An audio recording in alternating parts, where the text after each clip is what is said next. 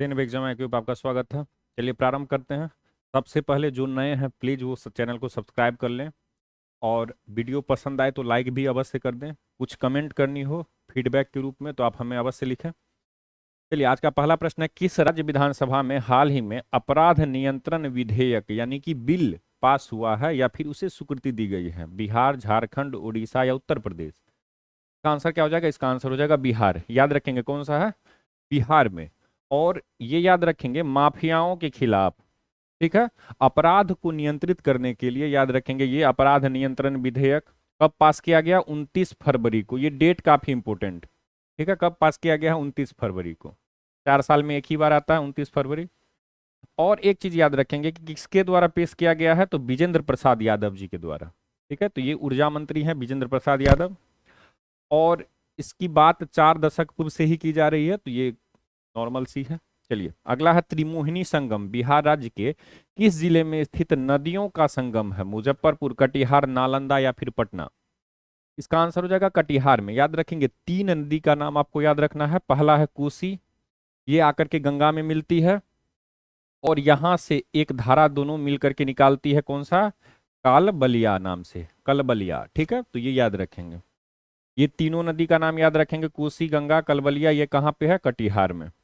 इसके साथ साथ मैंने काफ़ी कुछ आपके लिए एक्सप्लेनेशन में दिया है, तो आप आराम से इसका PDF जरूर डाउनलोड करेंगे।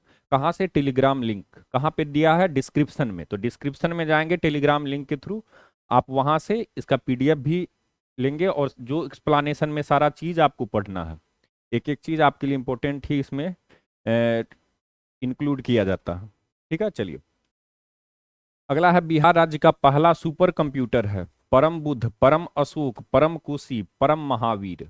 बिहार राज्य का पहला सुपर कंप्यूटर कौन सा है? इसका आंसर हो जाएगा परम बुद्ध। याद रखेंगे कौन सा है? परम बुद्ध, ठीक है।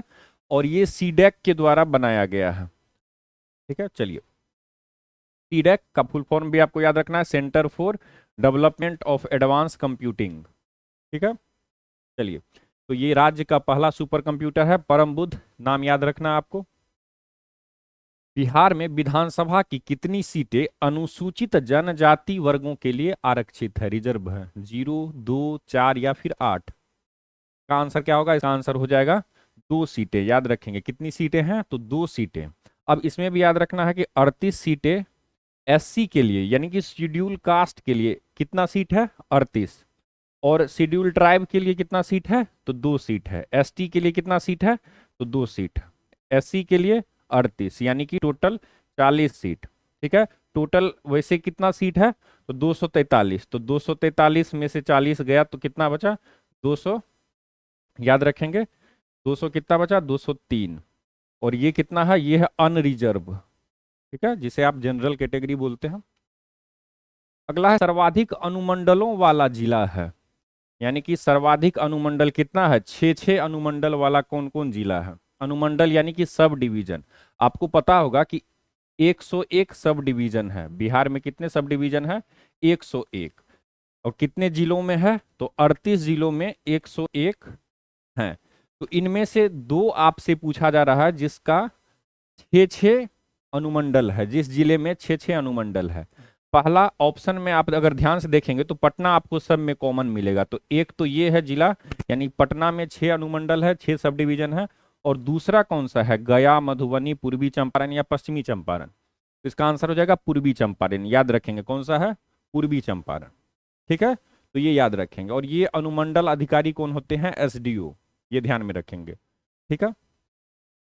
SDO और SDM ये दोनों शब्द याद रखेंगे, दोनों एक ही रूप में यूज किया जाता है प्रशासन करने के लिए। अनुमंडल स्तर पर SDM जिला मजिस्ट्रेट के समान है, ये भी ध्यान में रखेंगे। चलिए अगला है, बख्तियार खिलजी का पूरा नाम है। बख्तियार खिलजी का पूरा नाम क्या है? जहीरुद्दीन मोहम्मद बिन बख्तियार खिलजी, नसीरुद्दीन मोहम्मद बिन बख्तियार खिलजी, बख्तियारुद्दीन मोहम्मद बिन बख्तियार खिलजी या इख्तियारुद्दीन मोहम्मद बिन बख्तियार खिलजी?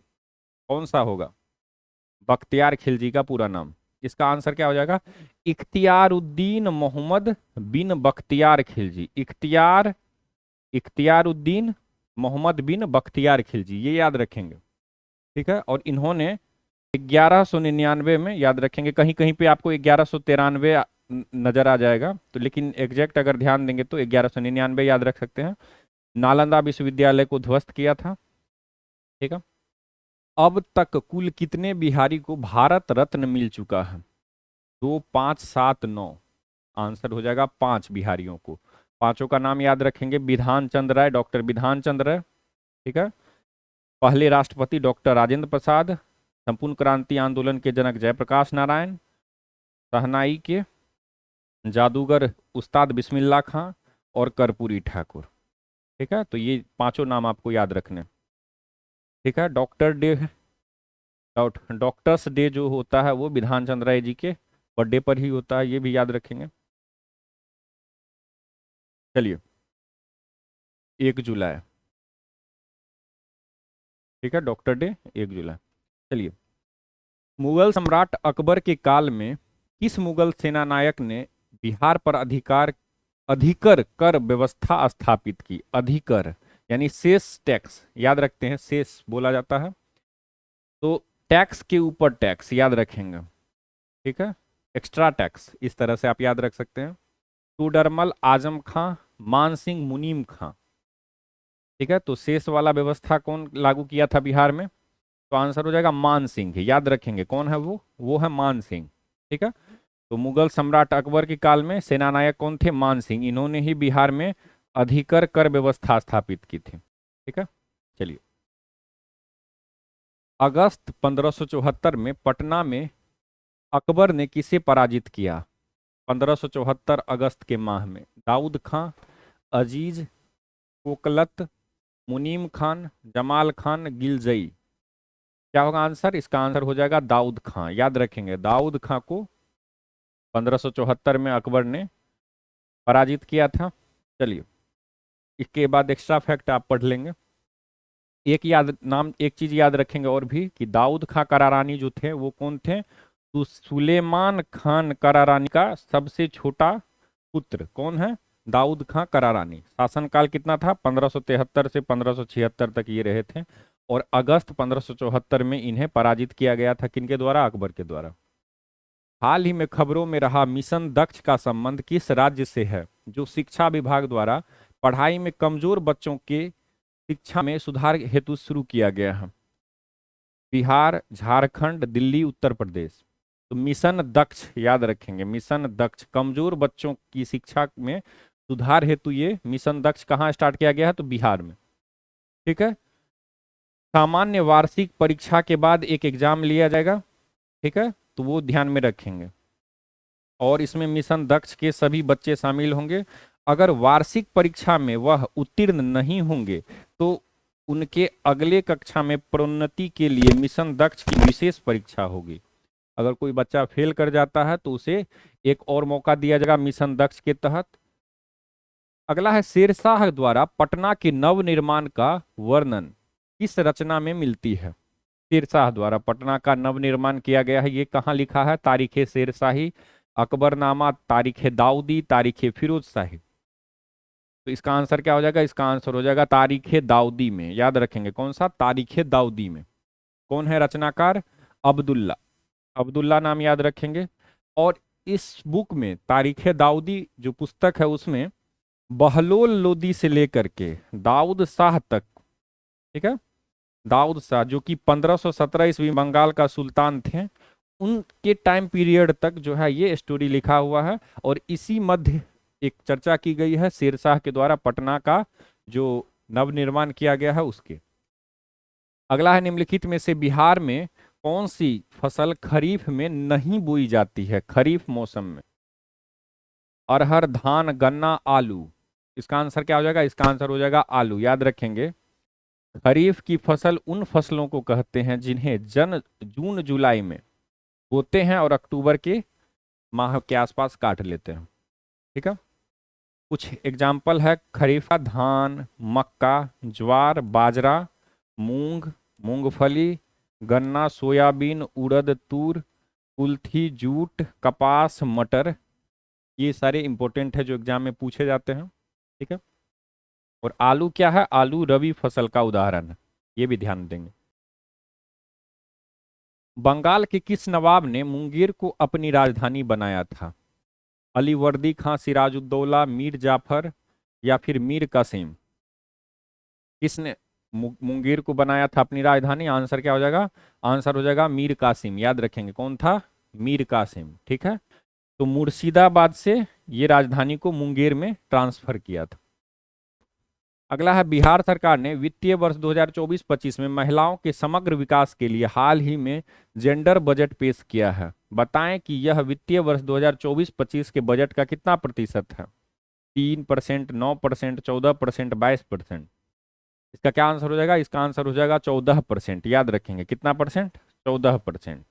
ठीक है, तो 39,000 करोड़ से अधिक राशि का प्रावधान किया गया, लगभग 40,000 करोड़ का प्रावधान किया गया है। ठीक है, अब एक चीज और याद रखेंगे, 2024-25 का जो कुल बजट है उसका कितना है? तो 2,78,425 करोड़ रुपए, और इसमें इसका 40,000 करोड़ कितना परसेंट हो जाता है? लगभग 14% हो जाता है। ठीक है, तो ये भी ध्यान में रखेंगे। चेरो जनजाति की शक्ति का वास्तविक पतन किसके द्वारा हुआ था? उज्जैनिया शासक, मुगल शासक, कर्नाट शासक, अफगान शासक?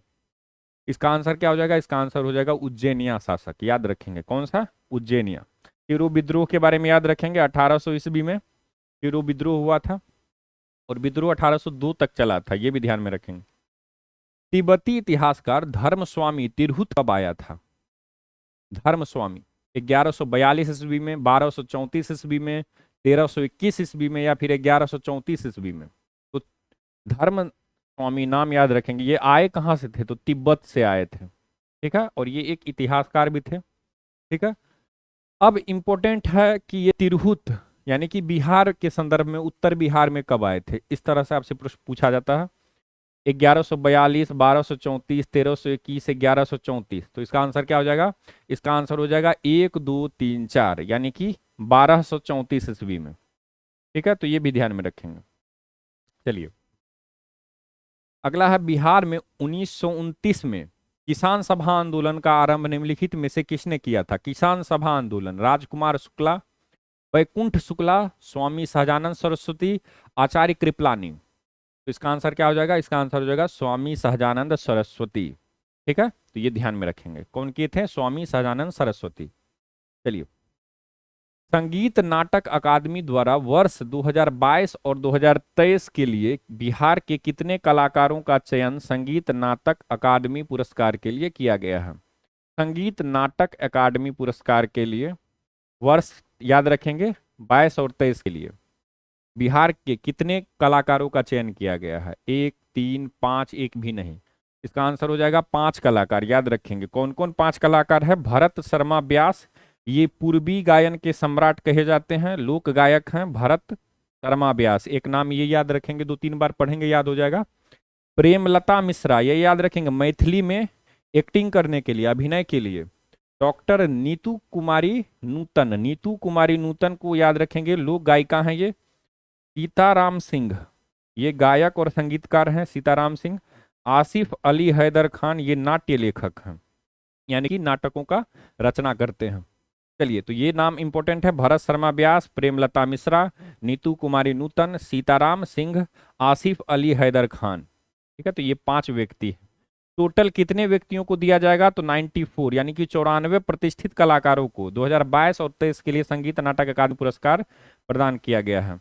ठीक है, बिहार के 5 कलाकार हैं, ये भी ध्यान में रखेंगे। अगला है, अली गौहर का बिहार अभियान किस वर्ष समाप्त हुआ था? 1761, 1757, 1764 या 1759? इसका आंसर क्या हो जाएगा? अली गौहर का बिहार अभियान कब समाप्त हुआ था, ये पूछा जा रहा है आपसे, कब समाप्त हुआ था? तो 1700, याद रखेंगे 1759 में, ये ध्यान में रखेंगे 1759 में। ठीक है, और इसके बाद इनका राज्याभिषेक भी किया गया है, तो वो याद रखेंगे कब? 1760 ईस्वी में। ठीक है, चलिए, इनका नाम फिर हो गया था शाह आलम द्वितीय, इन्हीं का नाम क्या है? अली गौहर। तो ये ध्यान में रखेंगे। भारतीय समाजवाद के प्रमुख नेता, प्रचारक तथा प्रवक्ता रहे थे कौन? भारतीय समाजवाद के ऑप्शन है राम प्रसाद बिस्मिल, बजरंग सहाय, भूपेंद्र नाथ दत्त, जयप्रकाश नारायण। इसका आंसर क्या हो जाएगा? जयप्रकाश नारायण। याद रखेंगे भारतीय समाजवाद। इनके साथ जुड़ा हुआ है कुछ टर्मिनोलॉजी याद रखेंगे। संपूर्ण क्रांति, लोकनायक कहे जाते हैं।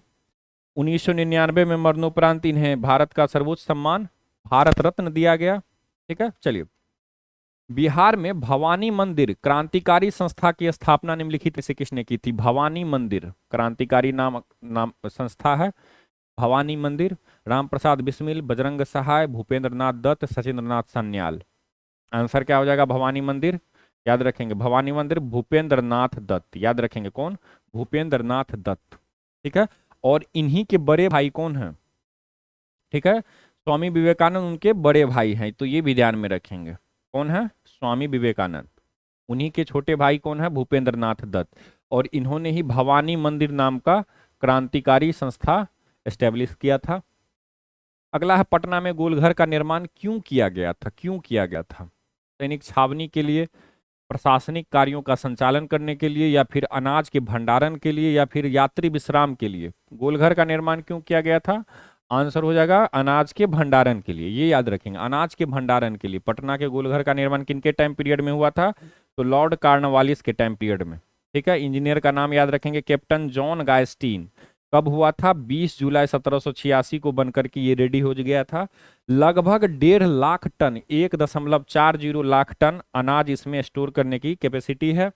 142 सीढ़ियां है इसमें। ठीक है, और 29 मीटर हाइट है इसकी। दीवार की मोटाई 3.6 मीटर यानी 3.5 मीटर मोटी दीवार है। अगला है, बिहार की किस जेल में कैदियों ने विदेशी वस्त्रों के बहिष्कार के लिए नंगी हड़ताल की थी? छपरा, मुजफ्फरपुर, मुंगेर या फिर पटना? नंगी हड़ताल कहाँ होगा? छपरा में। याद रखेंगे कहाँ पे? तो छपरा में। कब? 4 मई 1930 को।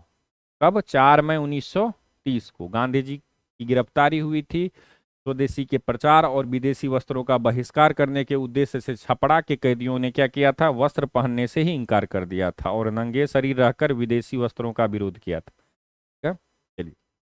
बिहार में प्रथम बार निर्वाचित लोकप्रिय सरकार कब बनी थी? 1930 में, 1937 में, 1939 में या 1947 में? प्रथम बार निर्वाचित लोकप्रिय सरकार कब बनी थी? तो 1937 में। ये याद रखेंगे। अब आपसे पूछा जाएगा कि कौन से एक्ट के थ्रू? तो 1935 के एक्ट में ये प्रावधान किया गया था कि चुनाव होंगे। ठीक है, और 1937 में प्रथम बार लोकप्रिय सरकार की गठन की गई थी। चलिए, प्रधानमंत्री नरेंद्र मोदी ने 2 मार्च 2024 को औरंगाबाद में विभिन्न विकास परियोजनाओं का अनावरण किया तथा आमस, ये याद रखेंगे, आसम नहीं पढ़ना है, आमस, आमस से दरभंगा, आमस से दरभंगा 4 लेन कॉरिडोर का शिलान्यास किया।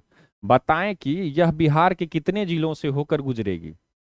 अब ये जो कॉरिडोर है जो आमस को दरभंगा से जोड़ेगी, 4 लेन है, ये आपसे पूछा जा रहा है कितने जिलों से होकर गुजरेगी? 7, 14, 28 या फिर 38 जिले? आंसर क्या हो जाएगा? आंसर हो जाएगा 7 जिले। याद रखेंगे कौन कौन जिलों का भी नाम आपको याद रखना। कौन कौन 7 जिले हैं? तो यहां आप देखेंगे गया, जहानाबाद, पटना, वैशाली, समस्तीपुर, दरभंगा। ठीक है, तो ये याद रखेंगे। कहां से? गया, जहानाबाद, पटना, वैशाली, समस्तीपुर, दरभंगा, ये 7 जिले हैं। ठीक है,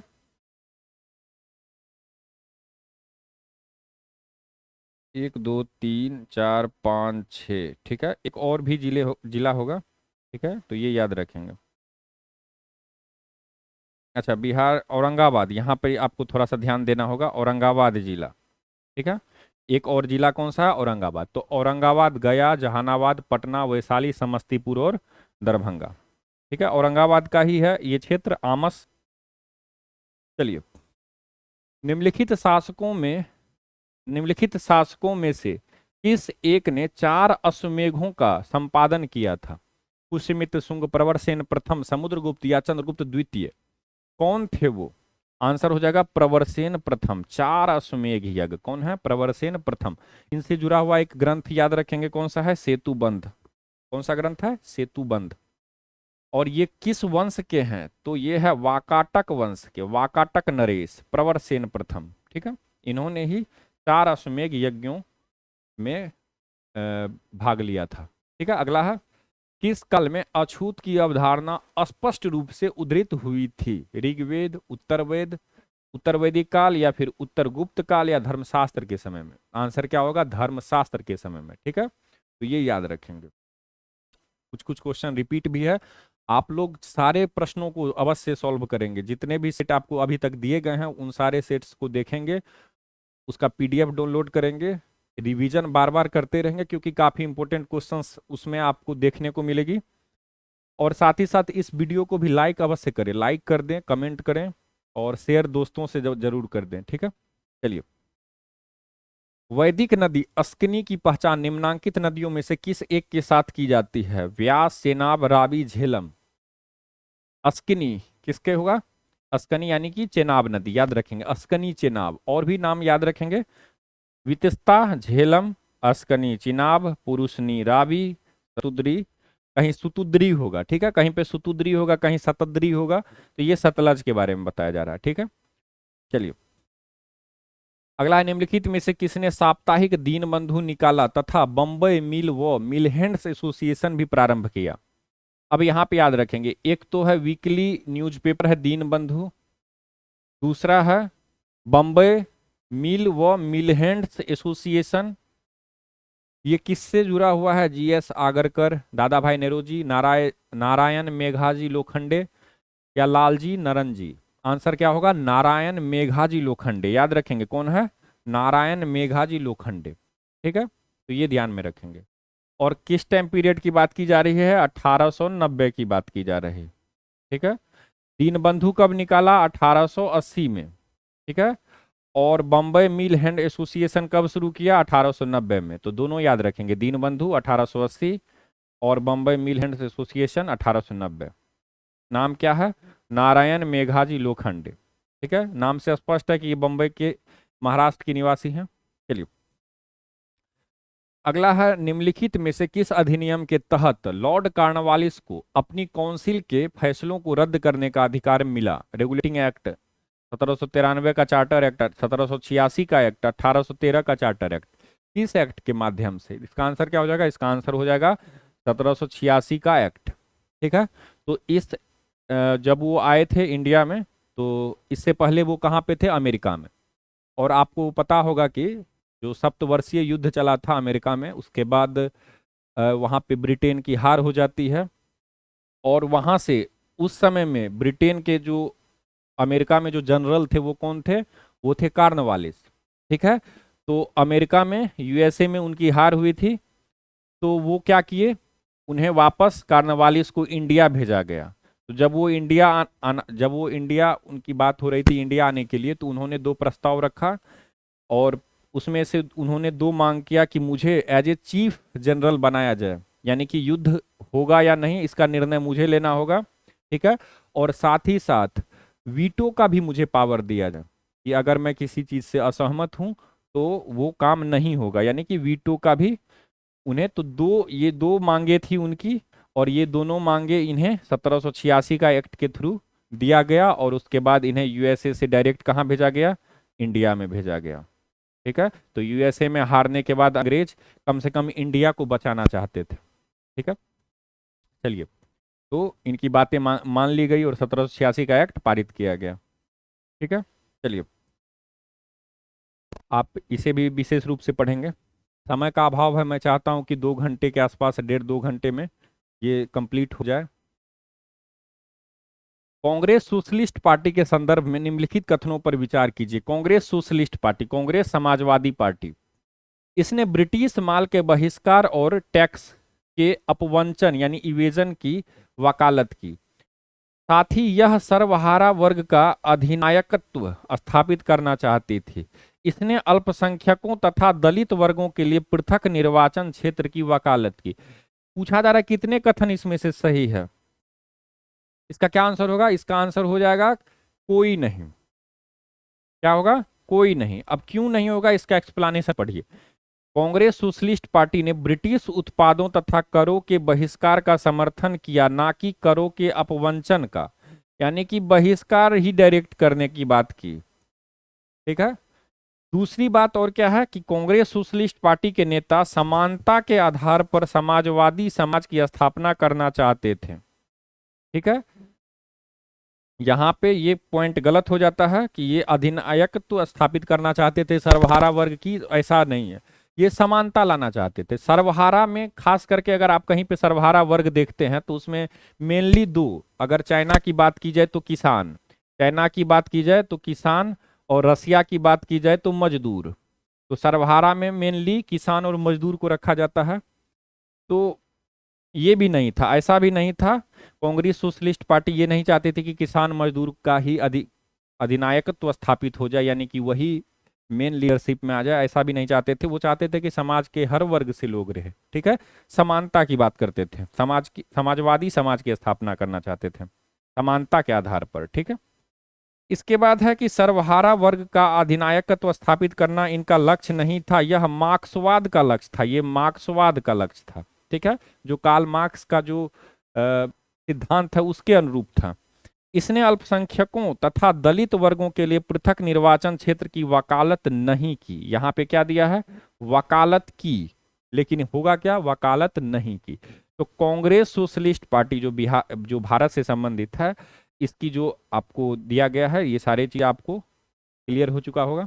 चलिए अगला है, कुतुबुद्दीन ऐबक की 1210 ईस्वी में मृत्यु के उपरांत कौन उसका तत्कालिक उत्तराधिकार बना, यानी कि उत्तराधिकारी बना, यानी कि जस्ट बाद कौन आया। कुतुबुद्दीन ऐबक की, आपको पता होगा उन्होंने 1206 में गुलाम वंश या ममलूक वंश, ठीक है, इसकी स्थापना की, या दिल्ली सल्तनत की स्थापना की। और ये मात्र 4 साल तक ही रह पाए, 1210 तक ही रह पाए। इसके बाद कौन आते हैं, ऑप्शन है इल्तुतमिश, नासिरुद्दीन, ताजुद्दीन, यिल्दूज या आराम शाह। आंसर क्या होगा, आराम शाह। ये याद रखेंगे कौन आते हैं 1210 में, आराम शाह। ठीक है, हालांकि इन्हें भी बाद में हटा दिया जाता है। चलिए अगला है, दिल्ली सल्तनत काल में किस्मत एक खोती क्या था। किस्मत एक खोती, ग्राम के मुखिया को राज्य द्वारा दिया जाने वाला नगद भुगतान यानी कि कैश। ठीक है, उसके बाद कैश पेमेंट या फिर खुद को आवंटित गांव, ग्राम के मुखिया द्वारा कृषकों से संग्रहित उपकर, खुतों द्वारा जोती गई भूमि पर निर्धारित राजस्व। तो किस्मत एक खोती क्या है, इसका आंसर हो जाएगा ग्राम के मुखिया द्वारा कृषकों से संग्रहित उपकर। ठीक है, तो ये याद रखेंगे। खोत, मुकदम और चौधरी, ये सारे क्या होते थे, ये सारे कलेक्टर एक तरह से होते थे, गांव के स्तर पे कलेक्ट करते थे, इकट्ठा करते थे, टैक्स वसूलते थे। ठीक है, और जाकर के क्या करते थे, यानी किसानों से लेते थे खोत, मुकदम या चौधरी।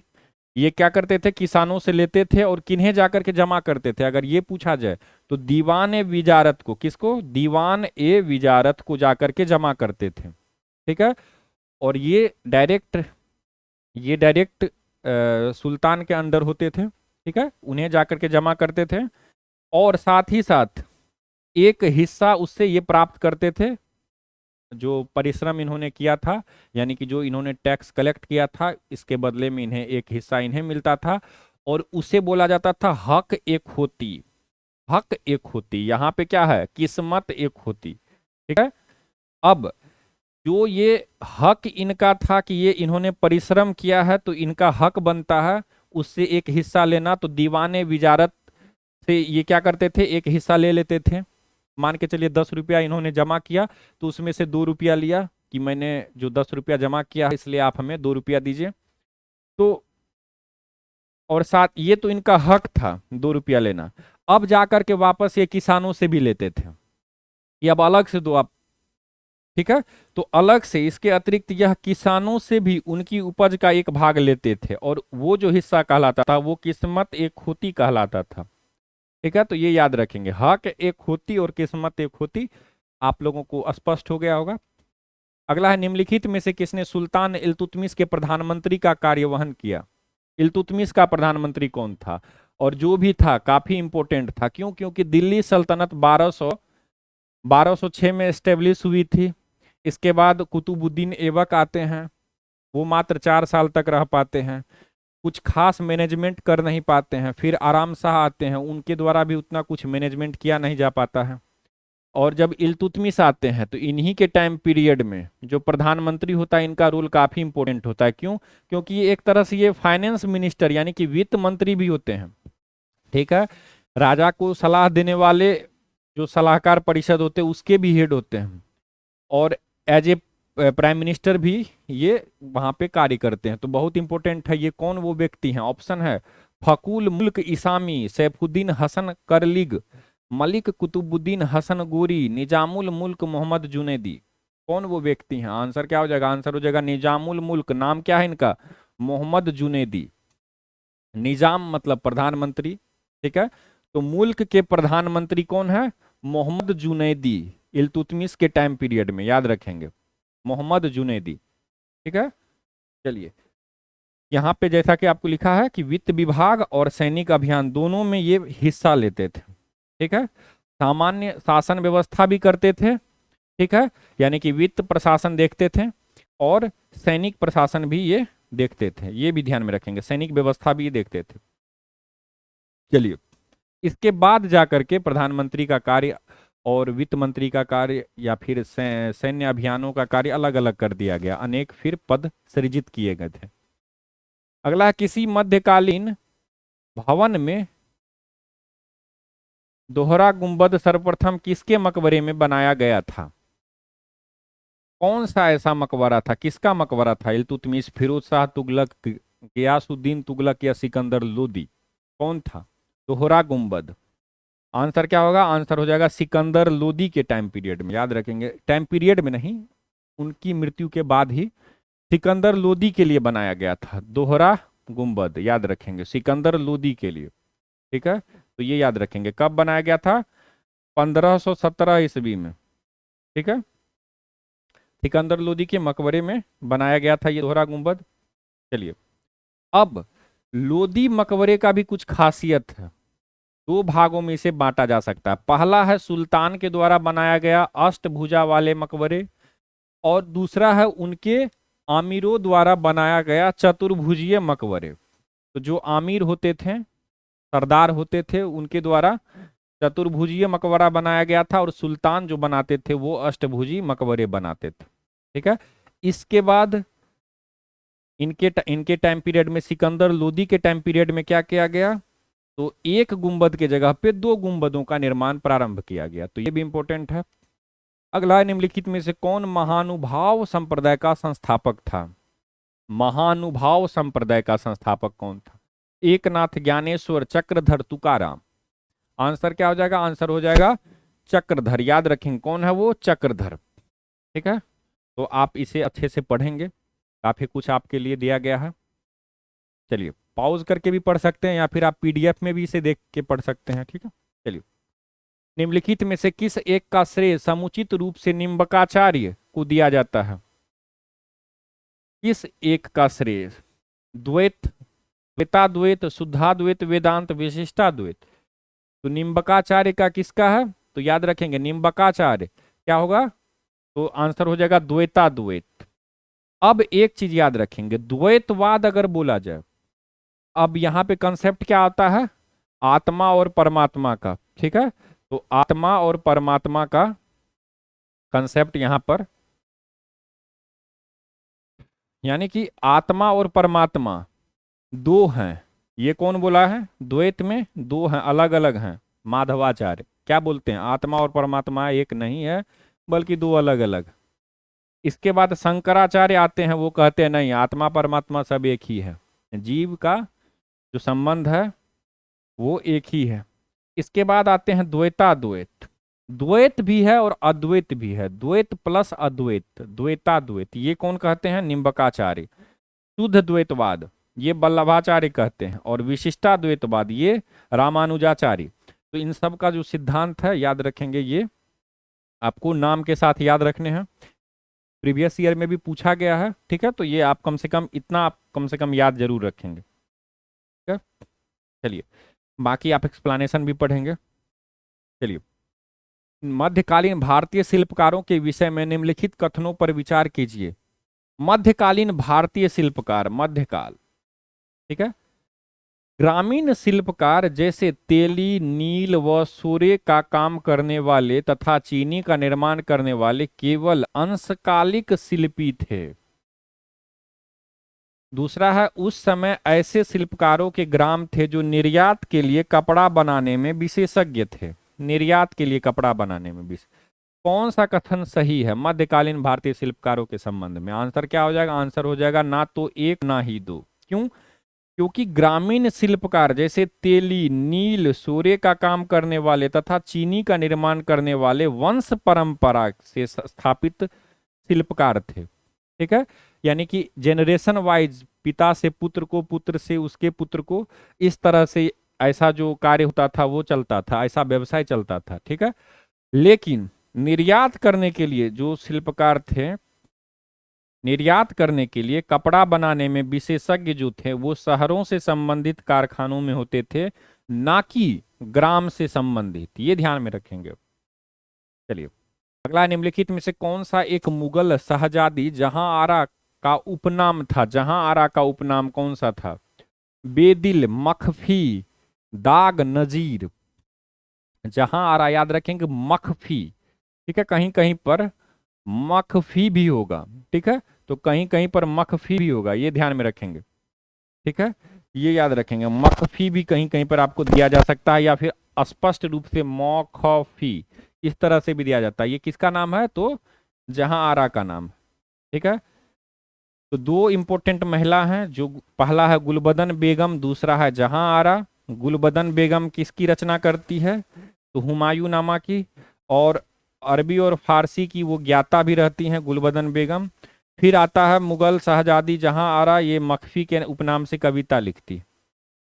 अगला है, भारतीय राष्ट्रीय कांग्रेस के किस सत्र में समाज के समाजवादी ढांचे को कांग्रेस द्वारा औपचारिक रूप से स्वीकार किया गया था? ऑफिशियली वर्धा, नागपुर, भुवनेश्वर, आवाडी सत्र। तो समाज के समाजवादी ढांचे, इसका आंसर हो जाएगा आवाडी सत्र। ये याद रखेंगे 1955 में। कब? 1955 में। आवाडी अधिवेशन कब हुआ था? 1955 में, यानी कि आजादी के बाद। ठीक है, लेकिन ये इंपॉर्टेंट है क्योंकि यहीं से आपको जो भारतीय राष्ट्रीय कांग्रेस के हैं या भारत सरकार के हैं, उनका जो स्पष्ट रूप से समाजवाद वाला जो सिद्धांत है वो यहाँ से देखने को मिलता है। समाज का समाजवादी ढांचा कैसा होना चाहिए, इस तरह का जन कल्याणकारी योजनाएं होनी चाहिए, कैसी होनी चाहिए, ये सारी जो है वो आवाडी अधिवेशन में ही स्पष्ट रूप से कांग्रेस के द्वारा ऑफिशियली स्वीकार किया गया। ठीक है, चलिए, अगला, निम्नलिखित में से किसने भारत के बाहर इंग्लैंड में क्रांतिकारी गतिविधियों के एक आरंभिक केंद्र के रूप में इंडियन होम रूल सोसाइटी की शुरुआत की? इंडियन होम रूल सोसाइटी की शुरुआत किसने की? भिखाजी कामा, रास बिहारी बोस, दादा भाई नेरोजी, श्यामजी कृष्ण वर्मा। तो इंग्लैंड में Indian home rule society Bharat के बाहर किसने स्टार्ट की है? तो आंसर क्या हो जाएगा? श्यामजी कृष्ण वर्मा। कौन है? श्यामजी कृष्ण वर्मा। कब? 1905 में। कब? 1905 में। ठीक है, चलिए, एक पत्रिका भी इन्होंने स्टार्ट किया था, इंडियन सोशियोलॉजिस्ट। कौन है? Indian sociologist.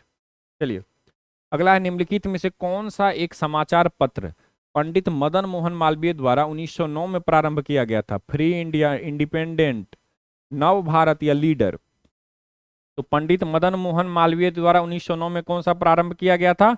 आंसर हो जाएगा लीडर। याद रखेंगे कौन सा? लीडर। हालांकि याद रखेंगे 1909 में लीडर, इसके साथ हिंदुस्तान इंडियन यूनियन अभ्युदय, इसके साथ इंडिपेंडेंट 1919 में मोतीलाल नेहरू, नव भारत नीलकंठ दास, ये दोनों याद रखेंगे। ठीक है, तो leader Pandit Madan Mohan Malviya, Hindustan Pandit Madan Mohan Malviya, Indian union Pandit Madan Mohan Malviya, Abhyuday Pandit Madan Mohan Malviya. लेकिन अगर इंडिपेंडेंट पूछा जाए कि इसके द्वारा, तो ये किया गया था मोतीलाल नेहरू। इंडिपेंडेंट मोतीलाल नेहरू, और नव भारत ये याद रखेंगे नीलकंठ दास के द्वारा। अगला है, अप्रैल 1936 में कांग्रेस के लखनऊ सत्र में अखिल भारतीय किसान सभा की स्थापना के समय निम्नलिखित में से कौन इसका प्रथम अध्यक्ष चुना गया? अखिल भारतीय किसान सभा के समय एन जी रंगा, स्वामी सदानंद सरस्वती, नरेंद्र देव, ई MS नंबूदरीपाद। क्या होगा आंसर? स्वामी सहजानंद सरस्वती। कब? 11 अप्रैल 1936 को लखनऊ के अधिवेशन में क्या होता है? अखिल भारतीय किसान सभा की स्थापना की जाती है। ठीक है, तो ये ध्यान में रखेंगे। और महासचिव कौन थे? तो महासचिव NC रंगा। ठीक है, कहीं कहीं पे NG रंगा है, NC है, तो याद रखेंगे NG रंगा। ठीक है, NG रंगा। चलिए अगला है, भारतीय स्वतंत्रता संग्राम के संदर्भ में निम्नलिखित में से कौन दूसरे गोलमेज सम्मेलन में भारत की महिला प्रतिनिधि थी? अरुणा असफ अली, सुचेता कृपलानी, सरोजनी नायडू, विजया लक्ष्मी पंडित। तो इसका आंसर क्या हो जाएगा? सरोजनी नायडू। कौन सा है? तो सरोजनी नायडू। ये ध्यान में रखेंगे। कब? दूसरा सत्र कब प्रारंभ हुआ? 7 सितंबर को। ठीक है, और प्रतिनिधि कौन थी? श्रीमती सरोजनी नायडू, ये महिला प्रतिनिधि थी। अगला है, निम्नलिखित में से किसने 1936 में इंडिपेंडेंट लेबर पार्टी की स्थापना की थी? 1936 में doctor BR Ambedkar, Jagjivan Ram, MC राजा या फिर जयप्रकाश नारायण। तो इंडिपेंडेंट लेबर पार्टी की स्थापना किसने की थी 1936 में? आंसर हो जाएगा doctor BR Ambedkar. Independent labour party. ठीक है, कब? 1936 में। किसके द्वारा? डॉक्टर BR अम्बेडकर जी के द्वारा। अब 1934 में दलित वर्ग संस्थान, दलित वर्ग संस्थान 1924 में, समाज समता संघ 1927 में, समाज समता संघ 1927 में, और 1936 में independent labour party, independent labour party 1936 में। चलिए अगला है, वेबल योजना के संदर्भ में निम्नलिखित कथनों पर विचार कीजिए। वेबल योजना, योजना के अनुसार सैन्य शक्तियों का सेना नायक किसी भारतीय को होना था, विदेश मंत्रालय किसी अंग्रेज के पास होना था। उपयुक्त कथनों में से कौन सा या कौन से सही हैं या सही हैं? ऑप्शन है केवल एक, एक और दो, दोनों, केवल दो, ना तो एक ना ही दो। इसका आंसर क्या हो जाएगा? ना तो एक ना ही दो। क्यों? क्योंकि योजना के अनुसार सैन्य शक्तियों का जो सेनानायक होगा वो कौन होगा? अंग्रेज। ठीक है, और विदेश मंत्रालय भी किसके पास होना था? विदेश मंत्रालय भारतीयों के पास होना था। ठीक है, ये ध्यान में रखेंगे। चलिए तो ये ध्यान में रखेंगे। 14 जून 1945 को वायसराय लॉर्ड वेबल योजना की मुख्य बात यह थी कि केंद्र में एक नई कार्यकारिणी परिषद का गठन किया जाएगा जिसमें वायसराय तथा कमांडर इन चीफ को छोड़कर शेष सभी सदस्य भारतीय होंगे। ठीक है, तो ये ध्यान में रखेंगे। तो कमांडर इन चीफ यानी कि सैन्य शक्तियों का सेना नायक, और वायसराय ये दोनों अंग्रेज होंगे, बाकी सारे भारतीय होंगे, और रक्षा को छोड़कर शेष सभी विभाग भारतीय सदस्यों के पास होंगे, डिफेंस को छोड़कर। तो यहाँ पर क्या है? यहाँ पर फॉरेन मिनिस्ट्री है। ठीक है, एक्सटर्नल मिनिस्ट्री, कहीं कहीं पर फॉरेन मिनिस्टर भी दिया जाता है, तो ये ध्यान में रखेंगे। अगला, निम्नलिखित कथनों पर विचार कीजिए। बलवंत राय मेहता 1927 में ऑल इंडिया स्टेट पीपुल्स सम्मेलन के आयोजन की पहल के लिए प्रमुख रूप से उत्तरदायी व्यक्तियों में से एक थे। 1927 में याद रखेंगे, ऑल इंडिया स्टेट्स पीपुल्स सम्मेलन, ऑल इंडिया स्टेट्स पीपुल्स सम्मेलन कब होता है? 1927 में। और इंपॉर्टेंट रोल कौन निभाते हैं? बलवंत राय मेहता, ये ध्यान में रखेंगे। ठीक है, दूसरा है, महात्मा गांधी को व्यक्तिगत सत्याग्रह शुरू करने का निर्णय लेने के लिए राजी करने में C राजगोपालाचारी प्रमुख रूप से उत्तरदायी थे। व्यक्तिगत सत्याग्रह शुरू करने के लिए महात्मा गांधी को शुरू मतलब प्रेरित करने के लिए कौन थे? C राजगोपालाचारी, ये उत्तरदायी थे। तो कौन इसमें से सही है? आपसे सही पूछा जा रहा है, तो आंसर क्या हो जाएगा? आंसर केवल एक। क्या होगा? केवल एक, यानी कि बलवंत राय मेहता 1927 में ऑल इंडिया स्टेट्स पीपुल्स सम्मेलन कब होता है? 1927 में, ये ध्यान देना। इसके बाद गांधी जी को व्यक्तिगत सत्याग्रह शुरू करने के लिए निर्णय के लिए C राजगोपालाचारी उत्तरदायी थे, ऐसा नहीं है। ठीक है, व्यक्तिगत सत्याग्रह को गांधी जी खुद ही चाहते थे कि वो प्रारंभ किया जाए। ठीक है, तो आप एक्सप्लेनेशन अच्छे से पढ़ेंगे। ठीक है, चलिए कुछ इंपॉर्टेंट नाम भी है। All India states people conference से 1927 में जो हुई थी, बलवंत राय मेहता, मनीलाल कोठारी, GR अभयंकर। ठीक है, और जो गांधी जी वाली जो बात है वो व्यक्तिगत सत्याग्रह शुरू करने में राजगोपालाचारी उत्तरदायी नहीं थे, ये ध्यान में रखें। अगला, निम्नलिखित में से किसने 1938 में राष्ट्रीय योजना समिति नेशनल प्लानिंग कमेटी नियुक्त की?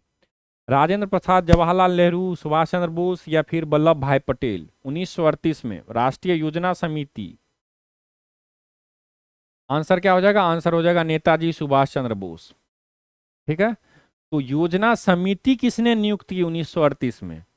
योजना समिति नेताजी सुभाष चंद्र बोस के द्वारा, लेकिन अध्यक्षता किसने की अगर आपसे ये पूछा जाए?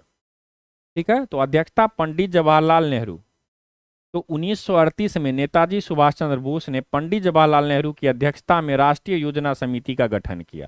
तो किसने किया? सुभाष चंद्र बोस ने। किसके अध्यक्षता में किया? पंडित जवाहरलाल नेहरू की। ठीक है, तो ये ध्यान में देना। और पहली बैठक कब होती है? 17 दिसंबर 1938 को बंबई में। ठीक है, और बाकी 1938 के हरिपुरा कांग्रेस अधिवेशन में सुभाष चंद्र बोस कांग्रेस के अध्यक्ष फिर से चुने गए थे। तो ये भी ध्यान, त्रिपुरी एक और नाम याद रखना है, हरिपुरा और त्रिपुरी दोनों नाम याद रखना। चलिए अगला है 1937 के चुनावों के बाद प्रांतों में स्थापित कांग्रेस सरकार कांग्रेसी सरकारों की गतिविधियों के मार्गदर्शन और समन्वय के लिए तथा कांग्रेस के प्रांतीयकरण को रोकने के लिए एक संसदीय उपसमिति का गठन किया गया। निम्नलिखित में से कौन इसका सदस्य नहीं था? यहां पे ध्यान देना है, आपसे पूछा जा रहा है कौन सदस्य नहीं था। थी राजगोपालाचारी, डॉक्टर राजेंद्र प्रसाद, मौलाना अबुल कलाम आजाद, सरदार वल्लभ भाई पटेल। इसका आंसर क्या हो जाएगा? इसका आंसर हो जाएगा सी राजगोपालाचारी, ये सदस्य नहीं थे। ठीक है, कौन कौन सदस्य थे? राजेंद्र प्रसाद, मौलाना अबुल कलाम आजाद, सरदार वल्लभ भाई पटेल। ठीक है, तो ये ध्यान में रखना है। अब 1937 के चुनावों के बाद प्रांतों में स्थापित कांग्रेसी सरकारों की गतिविधियों, मार्गदर्शन और समन्वय के लिए तथा कांग्रेस के प्रांतीयकरण को रोकने के लिए एक संसदीय उपसमिति का गठन किया गया, जिसमें अबुल कलाम आजाद, सरदार वल्लभ भाई पटेल और डॉक्टर राजेंद्र प्रसाद शामिल थे। तो ये इंपॉर्टेंट है, याद रखिएगा। वाई सोशलिज्म, ठीक है, समाजवाद क्यों नामक पुस्तक का लेखक कौन है? जवाहरलाल नेहरू, जयप्रकाश नारायण, पीसी जोशी, एमएन राय। आंसर हो जाएगा जयप्रकाश नारायण। वाई सोशलिज्म, समाजवाद क्यों, समाजवाद ही क्यों, याद रखेंगे। वाई सोशलिज्म किसके द्वारा? तो ये किया गया था जयप्रकाश नारायण जी के द्वारा। ठीक है, अब इनके द्वारा 1930 में बिहार समाजवादी पार्टी, 1934 में कांग्रेस सोशलिस्ट पार्टी का गठन में इंपॉर्टेंट भूमिका निभाई गई थी। अगला है निम्नलिखित लोक विदित मुकदमों में से कौन सा मुकदमा 32 आमूल परिवर्तनवादी राजनीतिकों तथा मजदूर संघ के सक्रियतावादियों की उस गिरफ्तारी से संबद्ध है जिसमें 3 ब्रिटिश साम्यवादी भी शामिल हैं? एक केस आता है, ठीक है, एक वाद आता है, न्यायालय में एक मुकदमा चलता है। ठीक है, इसमें 32, याद रखेंगे, 32 जो राजनीतिक पॉलिटिकल जो व्यक्ति थे, यानी कि पॉलिटिशियन थे, 32 पॉलिटिशियन थे जो कि आमूल परिवर्तनवादी थे। ठीक है, और साथ ही साथ मजदूर संघ के भी उसमें नेता वगैरह थे, एक्टिविस्ट वगैरह थे मजदूर संघ के। ठीक है, एक तरह से इन्हें ब्रिटिशों के द्वारा बोला गया, अंग्रेजों के द्वारा बोला गया। तो ये लोग क्या कर रहे हैं? ये लोग जो हैं वो क्या कर रहे हैं? ये लोग साम्यवाद का प्रचार कर रहे हैं भारत के अंदर, और उन पर झूठा आरोप लगाकर उन पर षड्यंत्र करके उन पर मुकदमा किया गया। उनमें 3, याद रखेंगे, 3 अंग्रेज भी थे, 3 ब्रिटिश साम्यवादी भी शामिल हैं। वो कौन सा केस है? कानपुर षड्यंत्र मुकदमा, लाहौर षड्यंत्र मुकदमा, मेरठ षड्यंत्र मुकदमा, नासिक षड्यंत्र मुकदमा। क्या होगा आंसर इसका? इसका आंसर हो जाएगा मेरठ षड्यंत्र मुकदमा। तीनों व्यक्ति का नाम आप याद रख सकते हैं, फिलिप स्प्रंट, बेन ब्रेडले और हचिंसन। कौन कौन है? Philip Sprunt, Ben Bradley, Hutchinson. ठीक है, तो ये ध्यान में रख। अब 32 में से 27 अभियुक्तों को कड़ी सजा दी गई। ठीक है, और मुजफ्फर अहमद को सबसे कड़ी सजा आजीवन काला पानी दिया गया। किसे? मुजफ्फर अहमद को। ये ध्यान में रखना। ठीक है, तो ये ध्यान में रखना। और ये कब का है मुकदमा? मेरठ षड्यंत्र मुकदमा 1929 से 33 तक चला था। इसमें 32 व्यक्तियों को गिरफ्तार किया गया था, 27 को सजा दिया गया था। ठीक है, चलिए, निम्नलिखित में से किसने सर्वप्रथम भारत में दी सोशलिस्ट नामक समाजवादी साप्ताहिक की शुरुआत की? दी socialist, Ghulam Hussain, S.A. Dange, Muzaffar Ahmad, S.V. घाटे। आंसर क्या होगा? दी सोशलिस्ट, एस ए डांगे। कौन है? S A Dange. चलिए, अब व्यक्ति हैं नवयुग नामक जो पत्रिका है उसके संपादक है मुजफ्फर अहमद। बम्बई में सोशलिस्ट के संपादक हैं कौन? सोशलिस्ट के संपादक बम्बई में एस ए डांगे। ठीक है, तो याद रखेंगे सोशलिस्ट के एस ए डांगे। नवयुग, नवयुग किससे है? तो मुजफ्फर अहमद से। ठीक है, इसके बाद लाहौर में इनकलाब के संपादक गुलाम हुसैन। इनकलाब, इनकलाब के संपादक गुलाम हुसैन। और मद्रास में सिंगारवेलु चेट्टियार ने कामगारों तथा कृषकों को समर्थन देकर साम्यवादी विचारों का प्रचार किया था। तो मद्रास में इंपॉर्टेंट कौन है? सिंगारवेलु चेट्टियार। ठीक है, चलिए, तो अगला है मार्च 1925 में निम्नलिखित में से किसको केंद्रीय लेजिस्लेटिव असेंबली का अध्यक्ष चुना गया? टी आर दास, मदन मोहन मालवीय, मोतीलाल नेहरू, विट्ठल भाई पटेल। आंसर हो जाएगा विट्ठल भाई पटेल। याद रखेंगे कौन? विट्ठल भाई पटेल। ठीक है, तो ये ध्यान में रखेंगे, सरदार पटेल के बड़े भाई थे ये विट्ठल भाई पटेल। ठीक है, स्वतंत्र भारतीय स्वतंत्रता संग्राम के काल में के संदर्भ में इंडियन स्टैट्यूटरी कमीशन को आमतौर पर किस नाम से जाना जाता है? स्टैट्यूटरी कमीशन को cabinet mission, Sadler commission, Hunter commission या फिर साइमन कमीशन। ठीक है, इसका आंसर क्या हो जाएगा? इसका आंसर साइमन कमीशन। ठीक है, तो ये ध्यान में रखेंगे। अब एक चीज याद रखना है कि स्टैट्यूटरी मतलब क्या होता है? संवैधानिक। तो संवैधानिक यानी कि संवैधानिक। अब आप खुद ही सोचेंगे कि साइमन कमीशन का काम क्या था। साइमन कमीशन भारत में जो शासन व्यवस्था थी उस पर अपनी विचार रखने के लिए ये गठित किया गया था साइमन कमीशन को। ठीक है, तो यानी कि भारत में किस प्रकार से संविधान चलाया जाएगा इसके लिए ही साइमन कमीशन का किया गया था। ठीक है, गठन किया गया था। तो ये याद रखेंगे। प्रधानमंत्री उस समय में कौन थे? बालवीडन। कब? 8 नवंबर 1927 को। होना था 2 वर्ष के बाद, 1919 से 10 वर्ष बाद कहा गया था, तो 1929 में होना था, लेकिन आ गया 1927 में, 2 वर्ष पहले ही। सर जॉन सैमन की अध्यक्षता में एक संवैधानिक आयोग की नियुक्ति की घोषणा की। इसमें 7 सदस्य थे और सभी ब्रिटिश थे, सभी गोरे थे। अगला, निम्नलिखित में से किसके विरुद्ध महात्मा गांधी का सत्याग्रह के लिए आह्वान उनका अखिल भारतीय संघर्ष के नेतृत्व का सर्वप्रथम प्रयास था? अखिल भारतीय संघर्ष, ये ध्यान में रखेंगे। चंपारण किया गया, चंपारण किया गया रीजनल लेवल पे बिहार में। ठीक है, इसके बाद इनका जो अहमदाबाद मिल मजदूर आंदोलन होता है वो भी रीजनल लेवल पे, क्षेत्रीय स्तर पे किया गया था। ठीक है, गुजरात में। इसके बाद खेरा, ये भी रीजनल लेवल पे, और ये भी कहाँ पे किया गया था? तो ये भी गुजरात में ही किया गया था, खेरा। अब आपसे पूछा जा रहा है कि सत्याग्रह का जो आह्वान गांधी जी के द्वारा अखिल भारतीय संघर्ष पूरे भारत के स्तर पर जो इनका नेतृत्व किया था, ये सबसे पहले कब किया था? पब्लिक सेफ्टी बिल के खिलाफ, रोलेक्ट एक्ट के खिलाफ, 1919 का भारत सरकार अधिनियम या ट्रेड विल अधिनियम, ट्रेड डिस्प्यूट एक्ट के खिलाफ। आंसर क्या हो जाएगा? इसका आंसर हो जाएगा रोलेक्ट एक्ट के खिलाफ। ठीक है, तो याद रखेंगे 6 अप्रैल को देशव्यापी हड़ताल का आह्वान किया था। ठीक है, पहला आह्वान 30 मार्च को और फिर 6 अप्रैल को। तो ये दोनों नाम याद रखेंगे, दोनों डेट याद रखेंगे, 30 मार्च और 6 अप्रैल को।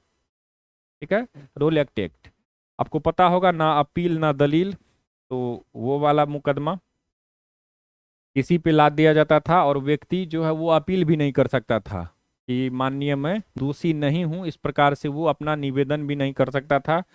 जिसको जैसे मन वैसे रोलेक्ट एक्ट के माध्यम से उसको प्रताड़ित किया जा सकता था। तो इसके खिलाफ 30 मार्च को, 6 अप्रैल को, ये 2 डेट याद रखेंगे। बंबई में सत्याग्रह सभा का भी गठन किया गया और सत्याग्रह नामक गैर कानूनी पत्र का प्रकाशन आरंभ हो गया। तो ये कहाँ पे हुआ सत्याग्रह? तो बंबई में सत्याग्रह सभा।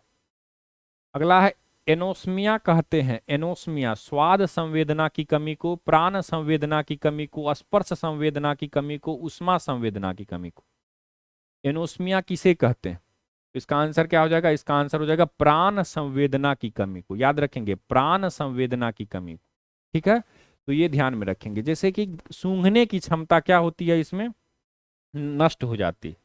ठीक है, तो सूंघने की क्षमता नष्ट हो जाएगी, आपको आप स्मेल फील नहीं कर पाएंगे। ठीक है, तो एनोस्मिया याद रखेंगे। अगला है मानव आहार में पॉलिश किए हुए चावल के उपयोग से निम्नलिखित रोग हो जाता है। पॉलिश किया हुआ अगर चावल आप खाते हैं तो सूखा रोग, रक्ताल्पता, या बेरी बेरी, या घेंग। आंसर क्या होगा? बेरी बेरी, याद रखेंगे। कौन सा हो जाएगा? Beriberi. ठीक है, विटामिन B1 याद रखेंगे, इसकी कमी से क्या होता है? Beriberi. इससे, और ये होता क्यों है? तो चावल, पॉलिश किया हुआ चावल खाने के कारण। ठीक है, तंत्रिका शोथ अवरोधी होता है ये।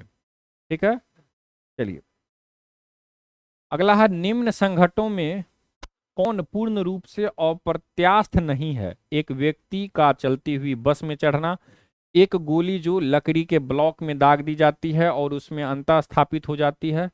अगला है न्यूट्रॉन का एक न्यूक्लियस द्वारा प्रग्रहण, और चौथा है एक खिलाड़ी द्वारा फुटबॉल को किक करना। क्या हो जाएगा आंसर?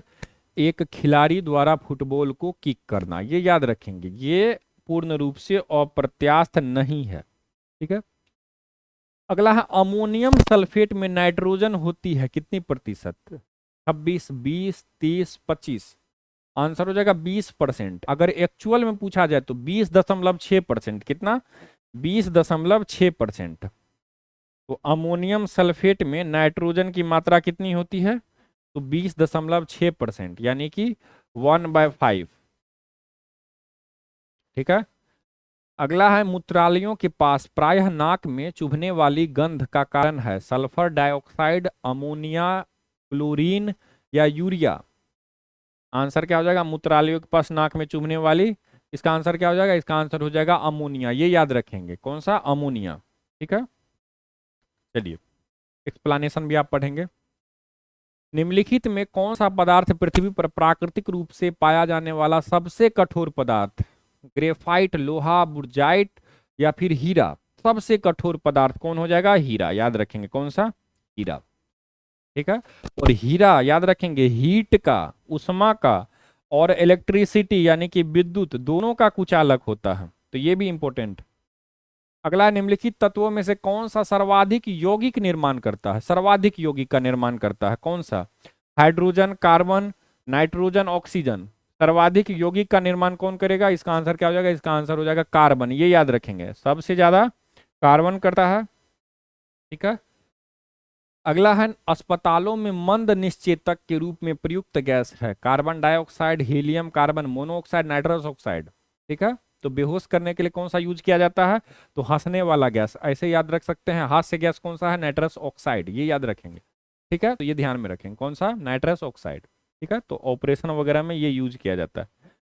अधिक मात्रा में अगर आप यूज करेंगे नाइट्रस ऑक्साइड तो आपको ऑटोमेटिक आप हंसने भी लगेंगे, तो ऐसे हास्य गैस भी बोला जाता है। अगला, निम्नलिखित में से कौन पीतल के अवयव है? जस्ता और तांबा, लोहा और जस्ता, तांबा और निकल, या फिर तांबा और लोहा। पीतल में किस किस धातु का इसमें मिश्रण होता है? तो आंसर क्या हो जाएगा? जस्ता और तांबा, याद रखेंगे, तांबा और जस्ता। ठीक है, तांबा का परसेंटेज लगभग 70% तांबा और लगभग 30% जस्ता मिलाया जाता है, तो क्या बनता है? पीतल। धब्बा रहित लोहा बनाने में लोहा के साथ प्रयुक्त होने वाली महत्वपूर्ण धातु क्या है? Aluminium, chromium, tin, carbon. Answer हो जाएगा क्रोमियम, याद रखेंगे। कौन सा? क्रोमियम। ठीक है, 12% क्रोमियम डाल दिया जाता है, 1% निकल, 5% कार्बन बना करके स्टेनलेस स्टील तैयार किया जाता है लोहे में। ठीक है, अगला है भोजन का एक प्रमुख अंग है स्टार्च, कार्बोहाइड्रेट, ग्लूकोज, सेलुलोज। तो भोजन का सबसे महत्वपूर्ण, या ऐसा कह सकते हैं कि प्रमुख अंग कौन सा हो जाएगा? तो आंसर होगा कार्बोहाइड्रेट, ये याद रखेंगे। एनर्जी का स्रोत क्या है? कार्बोहाइड्रेट। ठीक है, आगे चलकर यही क्या होता है? ग्लूकोज में बदल जाता है। ठीक है, इसका जो अंतिम उत्पाद है वो ग्लूकोज बनता है। ठीक है, तो अगर कार्बोहाइड्रेट है तो वो क्या हो जाएगा आंसर? चलिए, निम्न में से कौन एक ऐसा पदार्थ है जो समुद्र में बहुतायत से प्राप्त होता है और एक विशिष्ट कमी वाली व्याधि में दिया जाता है? यानी समुद्र में काफी मात्रा में मिलता है, लेकिन अगर एक प्रॉब्लम होता है तो उस बाधा को दूर किया जाता है इससे।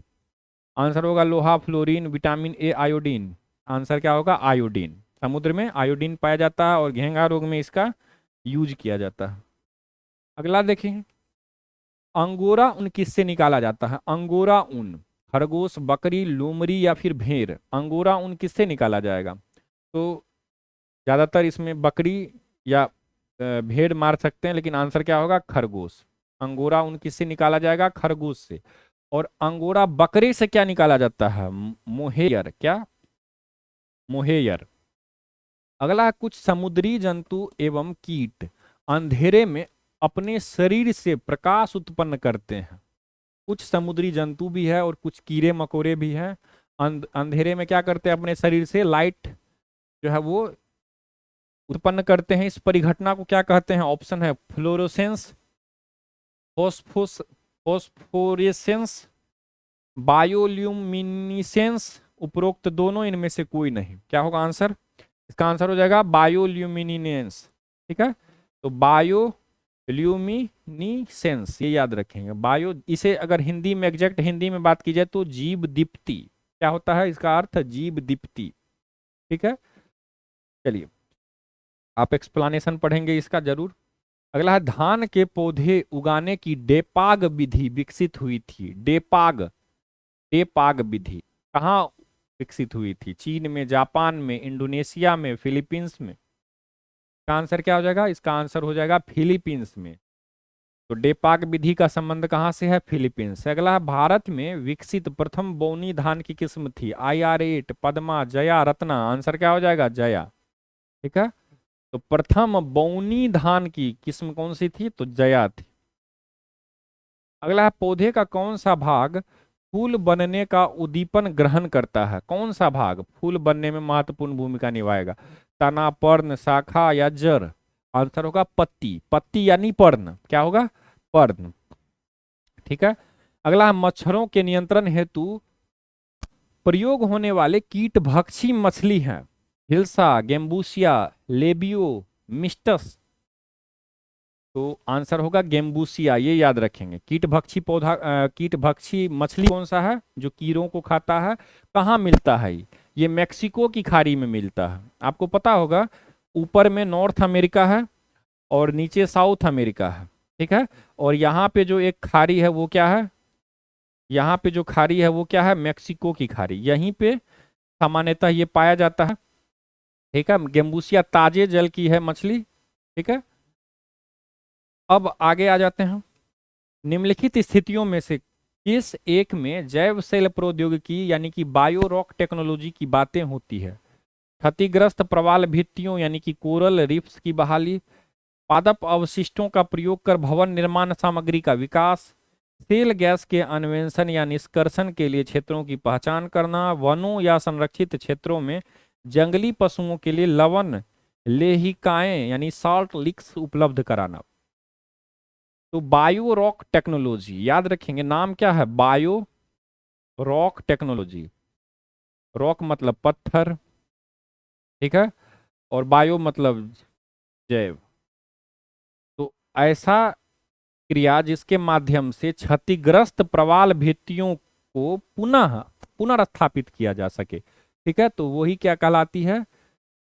बायो जैव सेल प्रौद्योगिकी, बायो रॉक टेक्नोलॉजी। ठीक है, चलिए इसमें करंट पास किया जाता है। करंट के माध्यम से इतना ही करंट पास किया जाता है सुरक्षित रूप से, जो कि विद्युत धारा यानी कि करंट इतना ही फ्लो किया जाता है समुद्री जल में सुरक्षित स्तर की कम वोल्टेज वाली। ठीक है, इसके माध्यम से क्या होता है? समुद्री जल में घुलित विभिन्न खनिज व लवण क्रिस्टलीकृत हो जाते हैं तथा प्रवाल भित्तियों की संरचनाओं का निर्माण करते हैं, यानी आर्टिफिशियल कोरल रीफ आप बनाते हैं। ठीक है, इस तकनीक की सहायता से क्षतिग्रस्त प्रवाल भित्तियों को पुनर्स्थापित किया जाता है। अगला है पादपालय। फाइटोट्रोन एक सुविधा है। रोग मुक्त परिस्थितियों में पौधों को उगाने के लिए, पौधों की संकटापन्न प्रजातियों के संरक्षण के लिए, नियंत्रित परिस्थितियों में पौधों को उगाने के लिए या उत्परिवर्तन यानी म्यूटेशन प्रेरित करने के लिए। तो पादपालय एक सुविधा है किसके लिए? तो नियंत्रित परिस्थितियों में पौधों को उगाने के लिए। अगला है निम्न, ये टर्मिनोलॉजी याद रखनी है आपको, ठीक है।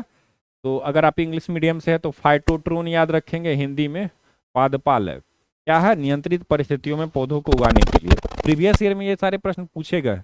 कुछ प्रश्न इसमें से वो भी हैं जो एकदम बिल्कुल ही नए हैं, कुछ प्रश्न हैं जो कि प्रीवियस ईयर में पूछे गए हैं, चाहे वो किसी भी पीसीएस में पूछा गया हो या फिर यूपीएससी ने किसी भी एग्जाम में प्रश्न पूछा हो। तो आपके लिए वो सारे प्रश्न एक ही जगह पे कलेक्ट किया हुआ है। आप सारे सेट्स को देखें, बार बार देखें, पीडीएफ डाउनलोड करें, उसे बार बार रिवीजन करें। बहुत सारे प्रश्न आपको ज्यों का त्यों ही आपको एग्जाम में नजर आ जाएगा, ठीक है। चलिए अगला है निम्न कथनों पर विचार कीजिए। साधारण नील हरित शैवाल स्पायरोगोरा और यूलोथ्रिक्स अलवणीय जलाशयों तथा महासागरों दोनों में ही पाए जाते हैं।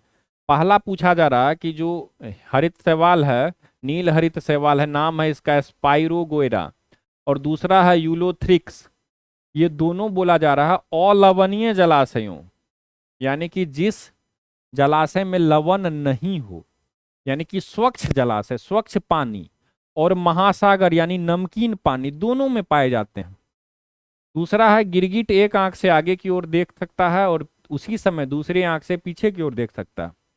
तो दोनों में से कौन सा कथन सत्य है? आपसे सत्य पूछा जा रहा है। आंसर क्या हो जाएगा? इसका आंसर हो जाएगा केवल दो। क्या होगा? केवल दो। क्यों होगा केवल दो? गिरगिट एक आंख से आगे देख सकता है और उसी समय दूसरे आंख से पीछे भी देख सकता है। तो ये तो बात सत्य है गिरगिट के लिए, ये तो रंग भी बदलता है, ये कथन सत्य है। लेकिन यहाँ पे जो दिया हुआ है नील हरित शैवाल स्पाइरोगायरा और यूलोथ्रिक्स, ये दोनों अलवणीय जलाशयों यानी कि स्वच्छ जलाशयों और मीठे पानी और नमकीन पानी दोनों में पाए जाते हैं, ये बात गलत है, ठीक है, ये बात गलत है। आप एक्सप्लेनेशन में पढ़ेंगे तो याद रखेंगे दोनों स्वच्छ जल में ही पाए जाते हैं। लेकिन यहां पर भी थोड़ा सा आपको ध्यान में रखना होगा, स्पाइरोगायरा जो है वो स्थिर स्वच्छ जल, ऐसा तालाब जिसका पानी स्थिर हो, उसमें गतिहीन यानी स्थिर में स्वच्छ जल में स्पाइरोगायरा, और यूलोथ्रिक्स ये मुख्यतः किसमें? मंद गति से बहने वाले स्वच्छ जल में पाए जाते हैं, ठीक है, ये ध्यान में रखेंगे।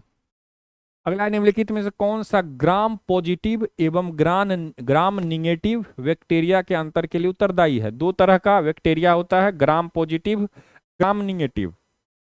दोनों के मध्य डिफरेंस किस चीज में पाया जाता है? कोशिका झिल्ली में, राइबोसोम में, कोशिका दीवार में, उपरोक्त में से कोई नहीं। आंसर होगा सेल वॉल, यानी कि कोशिका दीवार। क्या होगा? कोशिका दीवार, ठीक है। तो ये ध्यान में रखेंगे, बाकी आप इसका एक्सप्लेनेशन अवश्य पढ़ें।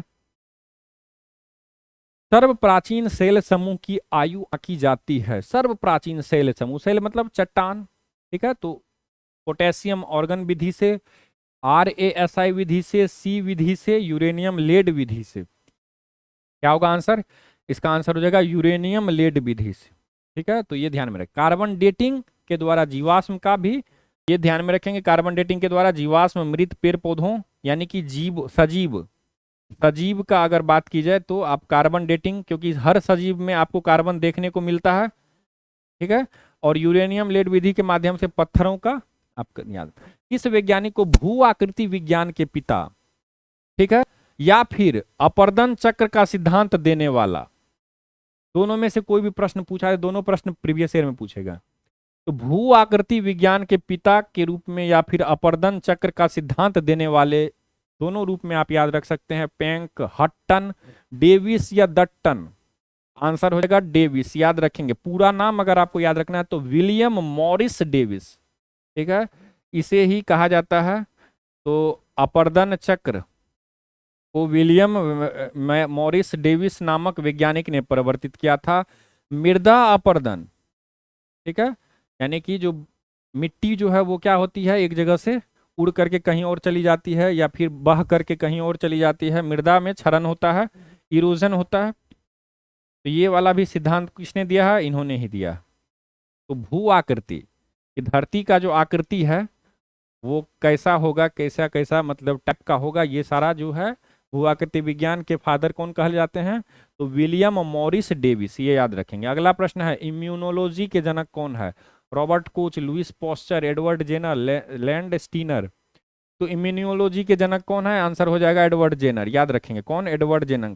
चेचक के टीके का आविष्कार किसने किया है? Edward Jenner. अगला है जोनास सॉल्क, किसके खोज के लिए जाने जाते हैं? Jonas Salk. चेचक का टीका, हैजे का टीका, पोलियो का टीका उपरोक्त में से किसी के लिए नहीं।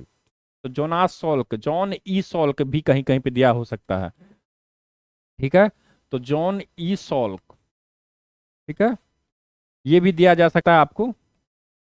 इसका आंसर क्या हो जाएगा? इसका आंसर हो जाएगा पोलियो का टीका। याद रखेंगे, पोलियो का टीका, ठीक है। अगला है जीव अंतःक्षेपक होता है एचआईवी प्रतिरक्षण सिरिंज, जैव प्लास्टिक अंतःक्षेपक, वेदना रहित यानी कि दर्द रहित सुई अंतःक्षेप, वेदना रहित सुई विहीन अंतःक्षेपक। प्रश्न पूछा हुआ है, इसका आंसर हो जाएगा वेदना रहित सुई विहीन अंतःक्षेपक, ठीक है। चलिए, यानी कि इसमें क्या होता है कि वेदना रहित होता है, यानी कि दर्द रहित होता है, बिना किसी पीड़ा के औषधि को, ठीक है, दवाई को शरीर में प्रवेश करा दिया जाता है। इसमें सुई भी नहीं दिया जाता है, सुई विहीन है, ठीक है, सुई का भी नहीं है, यूज किया जाएगा और दवाई भी पहुंच जाएगा जगह पे। अगला है रॉबर्ट वेबस्टर, निम्नलिखित में से कौन से एक क्षेत्र में अपने कार्य के लिए जाने जाते हैं? रॉबर्ट वेबस्टर, हृदय विज्ञान, influenza virus, HIV AIDS, Alzheimer. Answer हो जाएगा रॉबर्ट वेबस्टर का इन्फ्लुएंजा वायरस। क्या हो जाएगा? Influenza virus. ये याद रखेंगे, इन्फ्लुएंजा वायरस कब? 1957 में। जंतुओं तथा मनुष्यों में होने वाले इन्फ्लुएंजा के लिए एक ही प्रकार के वायरस की उत्तरदायी होने की बात किसने की है? रॉबर्ट जी वेबस्टर। अगला है ऊंट अपने कुबर का उपयोग किस काम के लिए करता है? जल, वसा या मरुभूमि की बालू में चलते समय शरीर का संतुलन बनाए रखने के लिए या तापमान के लिए? इसके लिए तो कुबर जो होता है ऊंटों के ऊपर, ठीक है, ऊंटों के ऊपर जो कुबर होता है वो याद रखेंगे, वो किसके लिए उत्तरदायी होता है? ये कुबर, ये लगभग 50 केजी तक हो सकता है, ठीक है। और ये जो कुबर होता है ये फैट के लिए यानी कि वसा के संग्रहण के लिए यूजफुल है, ठीक है। चलिए चलिए अगला है, निम्नलिखित में से कौन जानवर रेशे को अच्छी तरह नहीं पचा पाता है? बकरी, गाय, हाथी, सुअर। रेशे को अच्छी तरह नहीं पचा पाता है कौन? तो आंसर हो जाएगा सुअर। याद रखेंगे कौन? सुअर। हालांकि ये ओमनीवोरस है लेकिन ये रेशे को नहीं पचा पाता है, सर्वाहारी है। अगला, हाल ही में जारी वैश्विक पासपोर्ट सूचकांक में भारत की रैंक क्या है? 81, 82, 83 या 84? कौन सा रैंक है पासपोर्ट सूचकांक में? आंसर हो जाएगा 82वां। कौन सा? 82वां रैंक, ठीक है। और साथ ही साथ याद रखेंगे कि 58 देशों में वीजा मुक्त यात्रा भी कर सकते हैं, इसीलिए अब यही कैलकुलेशन का माध्यम है, यानी कि रैंक जो तैयार की जाती है वो इस आधार पर तैयार की जाती है कि वीजा मुक्त एंट्री कितने देशों में दी जा रही है किसी देश को, ठीक है। तो भारत को 58 देशों में वीजा मुक्त यात्रा का अवसर प्राप्त होता है, ठीक है। चलिए अगला, हाल ही में मॉडल कौशल ऋण योजना को किस केंद्रीय मंत्री ने लॉन्च किया? मॉडल कौशल ऋण योजना, गिरिराज सिंह, अनुप्रिया पटेल, जयंत चौधरी, चिराग पासवान। आंसर हो जाएगा जयंत चौधरी। याद रखेंगे कौन है वो? जयंत चौधरी है, ठीक है। चलिए, मॉडल स्किल लोन स्कीम, ठीक है, इस योजना के तहत देश भर के 25,000 युवाओं को शिक्षा और कौशल उन्नयन के अवसर प्रदान किए जाएंगे। तो ये भी नाम ये याद रखना है आपको, 25,000 युवाओं को, इसके तहत 25,000 युवाओं को शिक्षा और कौशल उन्नयन का अवसर प्रदान किया जाएगा। अगला, भारत की पहली एकीकृत कृषि निर्यात सुविधा किस बंदरगाह पर स्थापित की जाएगी? ठीक है, कृषि निर्यात, एकीकृत कृषि निर्यात सुविधा, पारादीप, विशाखापत्तनम, कामराजार या फिर जवाहरलाल नेहरू बंदरगाह। आंसर क्या होगा? जवाहरलाल नेहरू बंदरगाह। इसे ही क्या बोला जाता है? नहवा सेवा। क्या बोला जाता है? नहवा सेवा। याद रखेंगे, ठीक है। चलिए, तो जवाहरलाल नेहरू बंदरगाह याद रखेंगे। चलिए, सरकार ने 31 मार्च 2027 तक देश भर के कितने प्रधानमंत्री भारतीय जन औषधि केंद्र खोलने का लक्ष्य रखा है? 31 मार्च 2027 तक भारत सरकार ने कितना पीएम जन औषधि केंद्र खोलने का लक्ष्य रखा है? 15,000, 20,000, 25,000, 30,000? आंसर हो जाएगा 25,000। याद रखेंगे कितना, 25,000। ठीक है, तो ये ध्यान में रखेंगे। चलिए अगला है, यूनेस्को की विश्व विरासत सूची में ऐतिहासिक मोईदस्म मोईदस्म मोईदम्स मोईदम्स, ये याद रखेंगे। मोईदम्स मोईदम्स, ये पूछा जा रहा है कि एक तो ये आपको याद रखना है कि यूनेस्को की विश्व विरासत सूची में ये मोईदस्म को शामिल किया गया है। अब आपसे पूछा रहा है कि ये है क्या और ये किस राज्य में है। क्वेश्चन है किस राज्य में है, बिहार, असम, मेघालय, गुजरात। तो आंसर हो जाएगा असम में। और ये है किस लिए, तो आप पहले, सबसे पहले आप इसका पिक्चर देख लें। ये एक प्रकार का मकबरा है, कब्र है। ठीक है, और इसमें आप यहाँ एंट्री देख सकते हैं, जाने का रास्ता। ठीक है, इसके अंदर, और यहाँ पे आप इसका गेट देख सकते हैं। ठीक है, तो ये टीला के ऊपर ये स्ट्रक्चर बना है, आप देख चुके होंगे। चलिए अब आ जाते हैं वापस। तो पूर्वी असम में स्थित चराईदेव मोईदस्म, पूरा नाम है चराईदेव मोईदस्म। ठीक है, इसको सांस्कृतिक श्रेणी में प्रतिष्ठित 43वां, टोटल अब कितना हो चुका है, 43वां यूनेस्को विश्व धरोहर स्थल का टैग प्राप्त हुआ। इस लिस्ट में इसके नामांकन के लिए 1 दशक से अधिक समय बाद शामिल किया गया। यह लगभग 700 साल पुराने टीला दफन प्रणाली, ये ध्यान में रखेंगे। टीला है, उसके अंदर दफन किया जाता है, यानी कि दफन करने के बाद उस पर टीला का निर्माण किया जाता है, या फिर टीला में ही दफन कर दिया जाता है। तो मोईदस्म याद रखेंगे, ईंट पत्थर तथा खोखला तहखाना है, और इसमें राजाओं तथा राजघरानाओं के अवशेष हैं। इंपोर्टेंट है, ये अहोम साम्राज्य से संबंधित है, ये भी याद रखेंगे। किससे संबंधित है, अहोम साम्राज्य, असम के अहोम साम्राज्य। अगला आप तो देख चुके होंगे पिक्चर। अगला है, पेरिस ओलंपिक 2024 का आगाज कब से हो रहा है, 25 जुलाई, 26, 27, 28। कब, पेरिस ओलंपिक, आंसर हो जाएगा 26 जुलाई से। ठीक है, तो ये भी ध्यान में रखेंगे। चलिए, डीएमआरसी ने किस देश के सहयोग से ई वेस्ट रिसाइकलिंग बॉक्स सुविधा का उद्घाटन किया। ठीक है, ऑप्शन है डीएमआरसी, एक तो ये आप याद रखेंगे, Delhi metro rail corporation, DMRC. और बोल रहा है इलेक्ट्रिक वेस्ट, यानी कि जो आप इलेक्ट्रॉनिक सामान खरीदते हैं, इलेक्ट्रॉनिक सामान जो आप खरीदते हैं, वो जो कचरा के रूप में परिवर्तित हो जाता है, तो उसे वापस से उसको रिसाइकिल करने के लिए, उसका निर्माण करने के लिए जो बॉक्स की सुविधा है, इसका उद्घाटन किस देश के सहयोग से किया गया है, Japan, France, Germany, USA. Answer क्या हो जाएगा, जापान के सहयोग से, ये ध्यान में रखेंगे। और इसे 15 मेट्रो स्टेशनों पर प्रिंटर, स्याही की बोतलों सहित कई वेस्ट सामानों की रिसाइकलिंग इससे की जाएगी, तो ये याद रखेंगे। अगला है, राष्ट्रपति भवन स्थित दरबार हॉल का नाम क्या रखा गया है, राजीव भवन, गणतंत्र मंडप, दरबार हॉल, इनमें से कोई नहीं। आंसर हो जाएगा गणतंत्र मंडप, रिपब्लिक, याद रखेंगे, गणतंत्र मंडप। ठीक है, अब अगर आपसे पूछा जाए अशोक हॉल का नाम क्या रखा गया है, तो अशोक मंडप, हॉल की जगह पे मंडप। और दरबार हॉल का, तो दरबार की जगह पे गणतंत्र।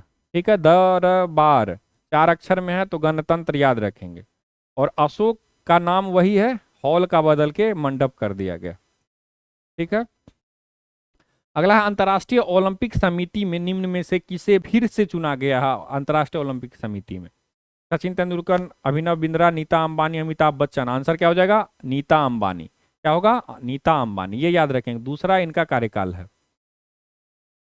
अगले साल जुलाई तक रेलवे कनेक्टिविटी के तहत आने वाला पूर्वोत्तर क्षेत्र का चौथा राजधानी शहर कौन सा होगा, चौथा राजधानी शहर, गुवाहाटी, अगरतला, आइजोल, ईटानगर। आंसर क्या हो जाएगा, आइजोल। कहाँ है, तो याद रखेंगे मिजोरम, कौन सा है, मिजोरम का राजधानी है आइजोल, ये चौथा राजधानी शहर होगा। ठीक है, जहां पर रेलवे पहुंचेगी, अभी तक रेलवे नहीं पहुंची है वहां तक। ठीक है, तो ये ध्यान में रखेंगे। पहला कौन सा है, गुवाहाटी असम के, अगरतला, ठीक है, त्रिपुरा, और नाहर लागून, ये है ईटानगर के पास, कहाँ पे, तो अरुणाचल प्रदेश में। तो ये तीनों जुड़े हुए हैं, लेकिन अब चौथा राजधानी शहर कौन सा बन जाएगा, मिजोरम का आइजोल। अगला है, भारतीय नौसेना के लिए त्रिपुट श्रेणी के 2 उन्नत जहाजों का निर्माण किसके द्वारा किया गया है, त्रिपुट श्रेणी के, Hindustan shipyard limited, Cochin shipyard limited, Goa shipyard limited, इनमें से कोई नहीं। आंसर हो जाएगा गोवा शिपयार्ड लिमिटेड। ठीक है, अगला है यूकी भावरी ने फ्रांस के अल्बानो ओलिवेटी के साथ कौन सा युगल खिताब जीता? यूकी भावरी, क्या नाम है? यूकी भावरी और अल्बानो ओलिवेटी, दोनों ने मिलकर कौन सा खिताब जीता है? आंसर क्या हो जाएगा? आंसर हो जाएगा स्विस ओपन, यानी कि स्विट्जरलैंड में जो टेनिस खेला जाता है, लोन टेनिस खेला जाता है वो। ठीक है, और ये किस पर खेला जाता है? क्ले कोर्ट पर। ठीक है, तो ये भी ध्यान में रखेंगे। चलिए, अगला है केंद्रीय बजट 2024-25 में रक्षा बजट कितना रखा गया है? 6 लाख करोड़, 6.22 लाख करोड़, 6.25 लाख करोड़, 6.80 लाख करोड़। आंसर क्या होगा? 6.22 लाख करोड़, याद रखेंगे। कितना? 6 दशमलव, ये सबसे ज्यादा आवंटित है किसी भी मंत्रालय को। सबसे ज्यादा कौन से मंत्रालय को आवंटित है? तो रक्षा मंत्रालय को। कितना है? 6.22 लाख करोड़। ठीक है, तो ये ध्यान में रखेंगे। चलिए, केंद्रीय बजट 2024-25 में खेलो इंडिया पहल के लिए कितने करोड़ रुपए आवंटित किए गए हैं? खेलो इंडिया 700, 800, 900, 1000 करोड़। आंसर हो जाएगा 900 करोड़। कितना? 900 करोड़। ठीक है, चलिए।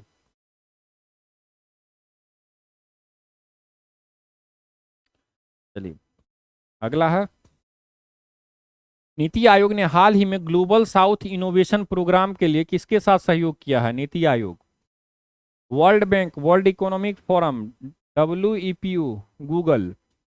तो ग्लोबल साउथ इनोवेशन प्रोग्राम के लिए नीति आयोग ने किसके साथ सहयोग किया? तो आंसर हो जाएगा WIPO, वर्ल्ड इंटेलेक्चुअल प्रॉपर्टी, याद रखेंगे, ऑर्गेनाइजेशन। ठीक है, तो WIPO, विश्व बौद्धिक संपदा संगठन, और नीति आयोग दोनों ने मिलकर के क्या किया है? ग्लोबल साउथ इनोवेशन प्रोग्राम के तहत समझौता किया। ठीक है, तो चलिए, अगला, कृष्णन वेंकट सुब्रमण्यम को हाल ही में किस बैंक का CEO तथा MD नियुक्त किया गया है? Federal Bank, Union Bank of India, Yes Bank, Punjab National bank.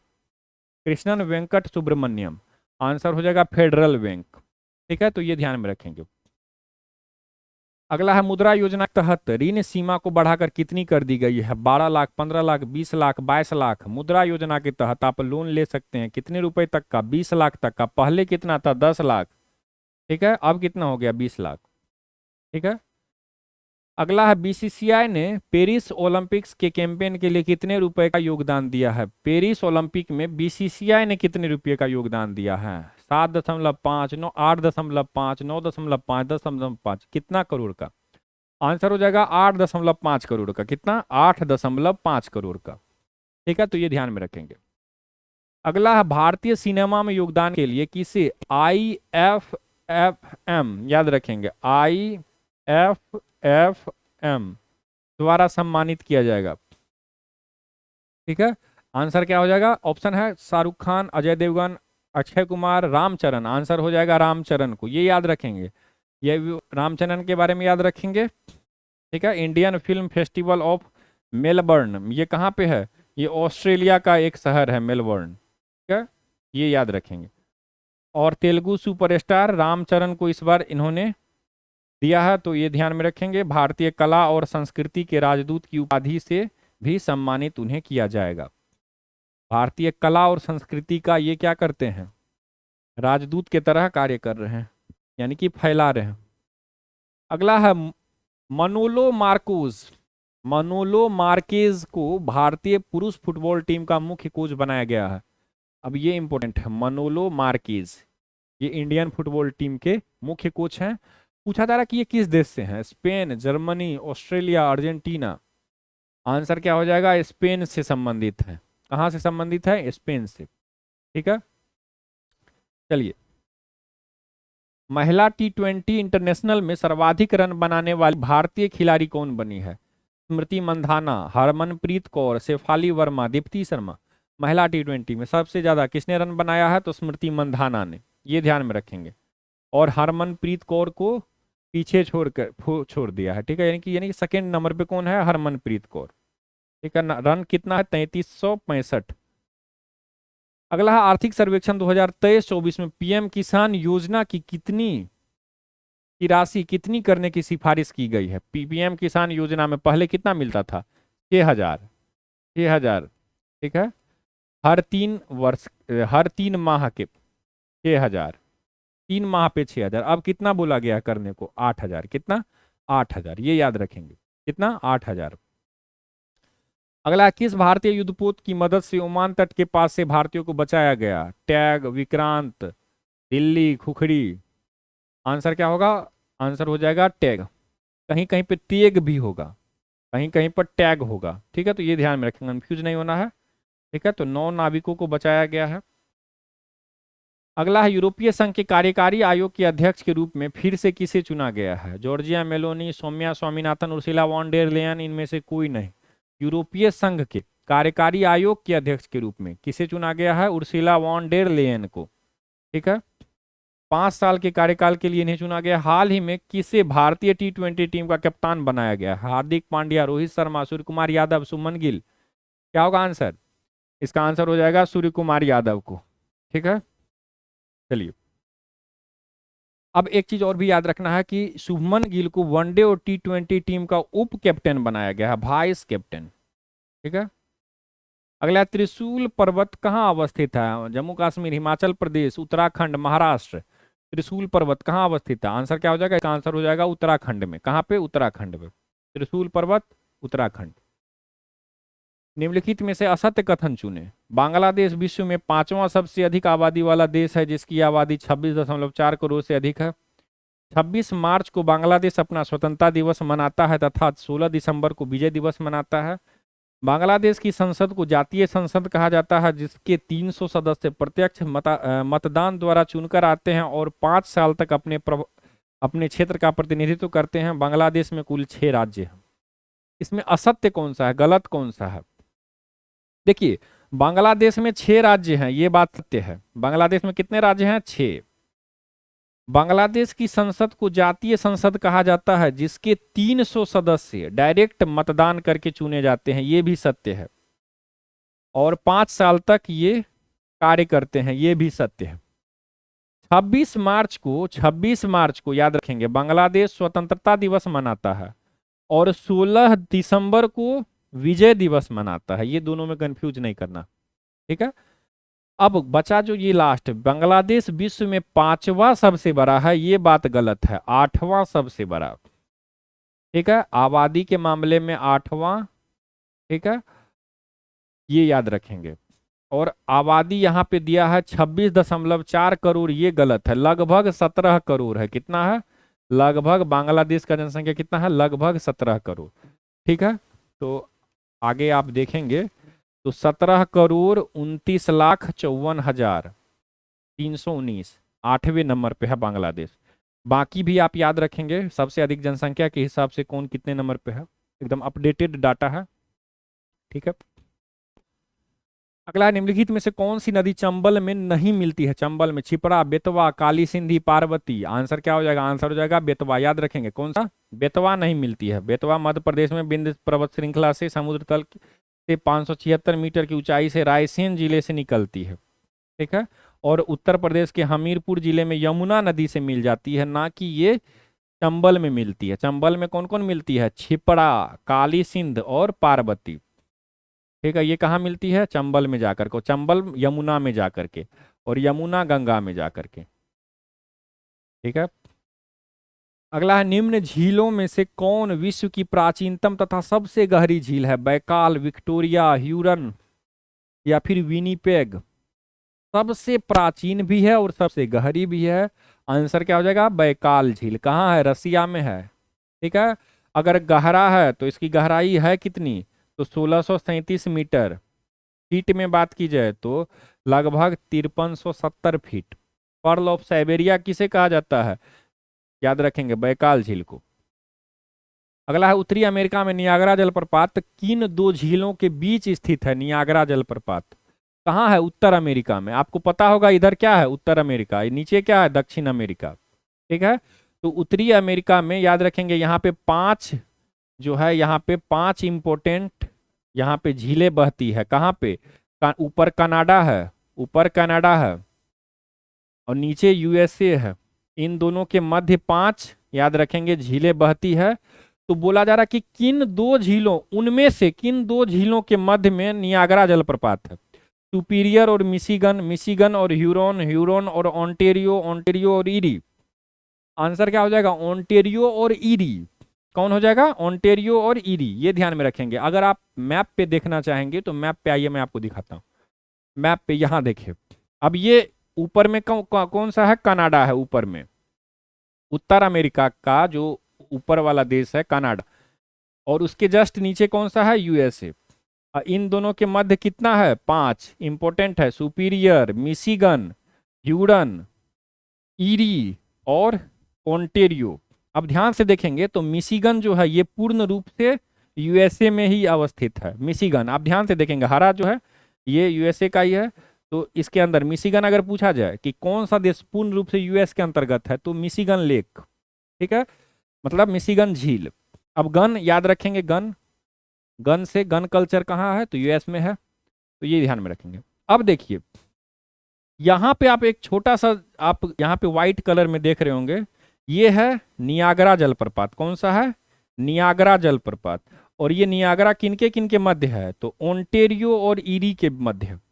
और आपसे कभी कभी ये क्रम में भी पूछ लिया जाता है। एक बार एग्जाम में पूछा हुआ है कि क्रम से आप सजाएं, ठीक है, पूर्व से पश्चिम की ओर दे दिया जाएगा। तो अगर आप ध्यान से देखेंगे तो इधर आपको पूरब है, इधर ईस्ट है और इधर वेस्ट है, ठीक है। और आपको याद रखने के लिए सबसे पहले ईस्ट से आप ओंटेरियो से शुरू करेंगे, ओ, फिर ईरी, ई, उसके बाद ह्यूरन, एच, उसके बाद मिशिगन, एम, और उसके बाद सुपीरियर, एस, ठीक है। तो आप इधर वेस्ट, इधर पश्चिम में और इधर पूरब में, एस, एम, एच, ई, ओ। चलिए अगला है, स्वेज नहर में उत्तर से दक्षिण दिशा की ओर पड़ने वाले झीलों का सही क्रम है। Lake Timsah, little bitter, lake great bitter lake, lake Manzala. इसी को आगे पीछे करके आपसे पूछा गया है। तो आंसर क्या हो जाएगा?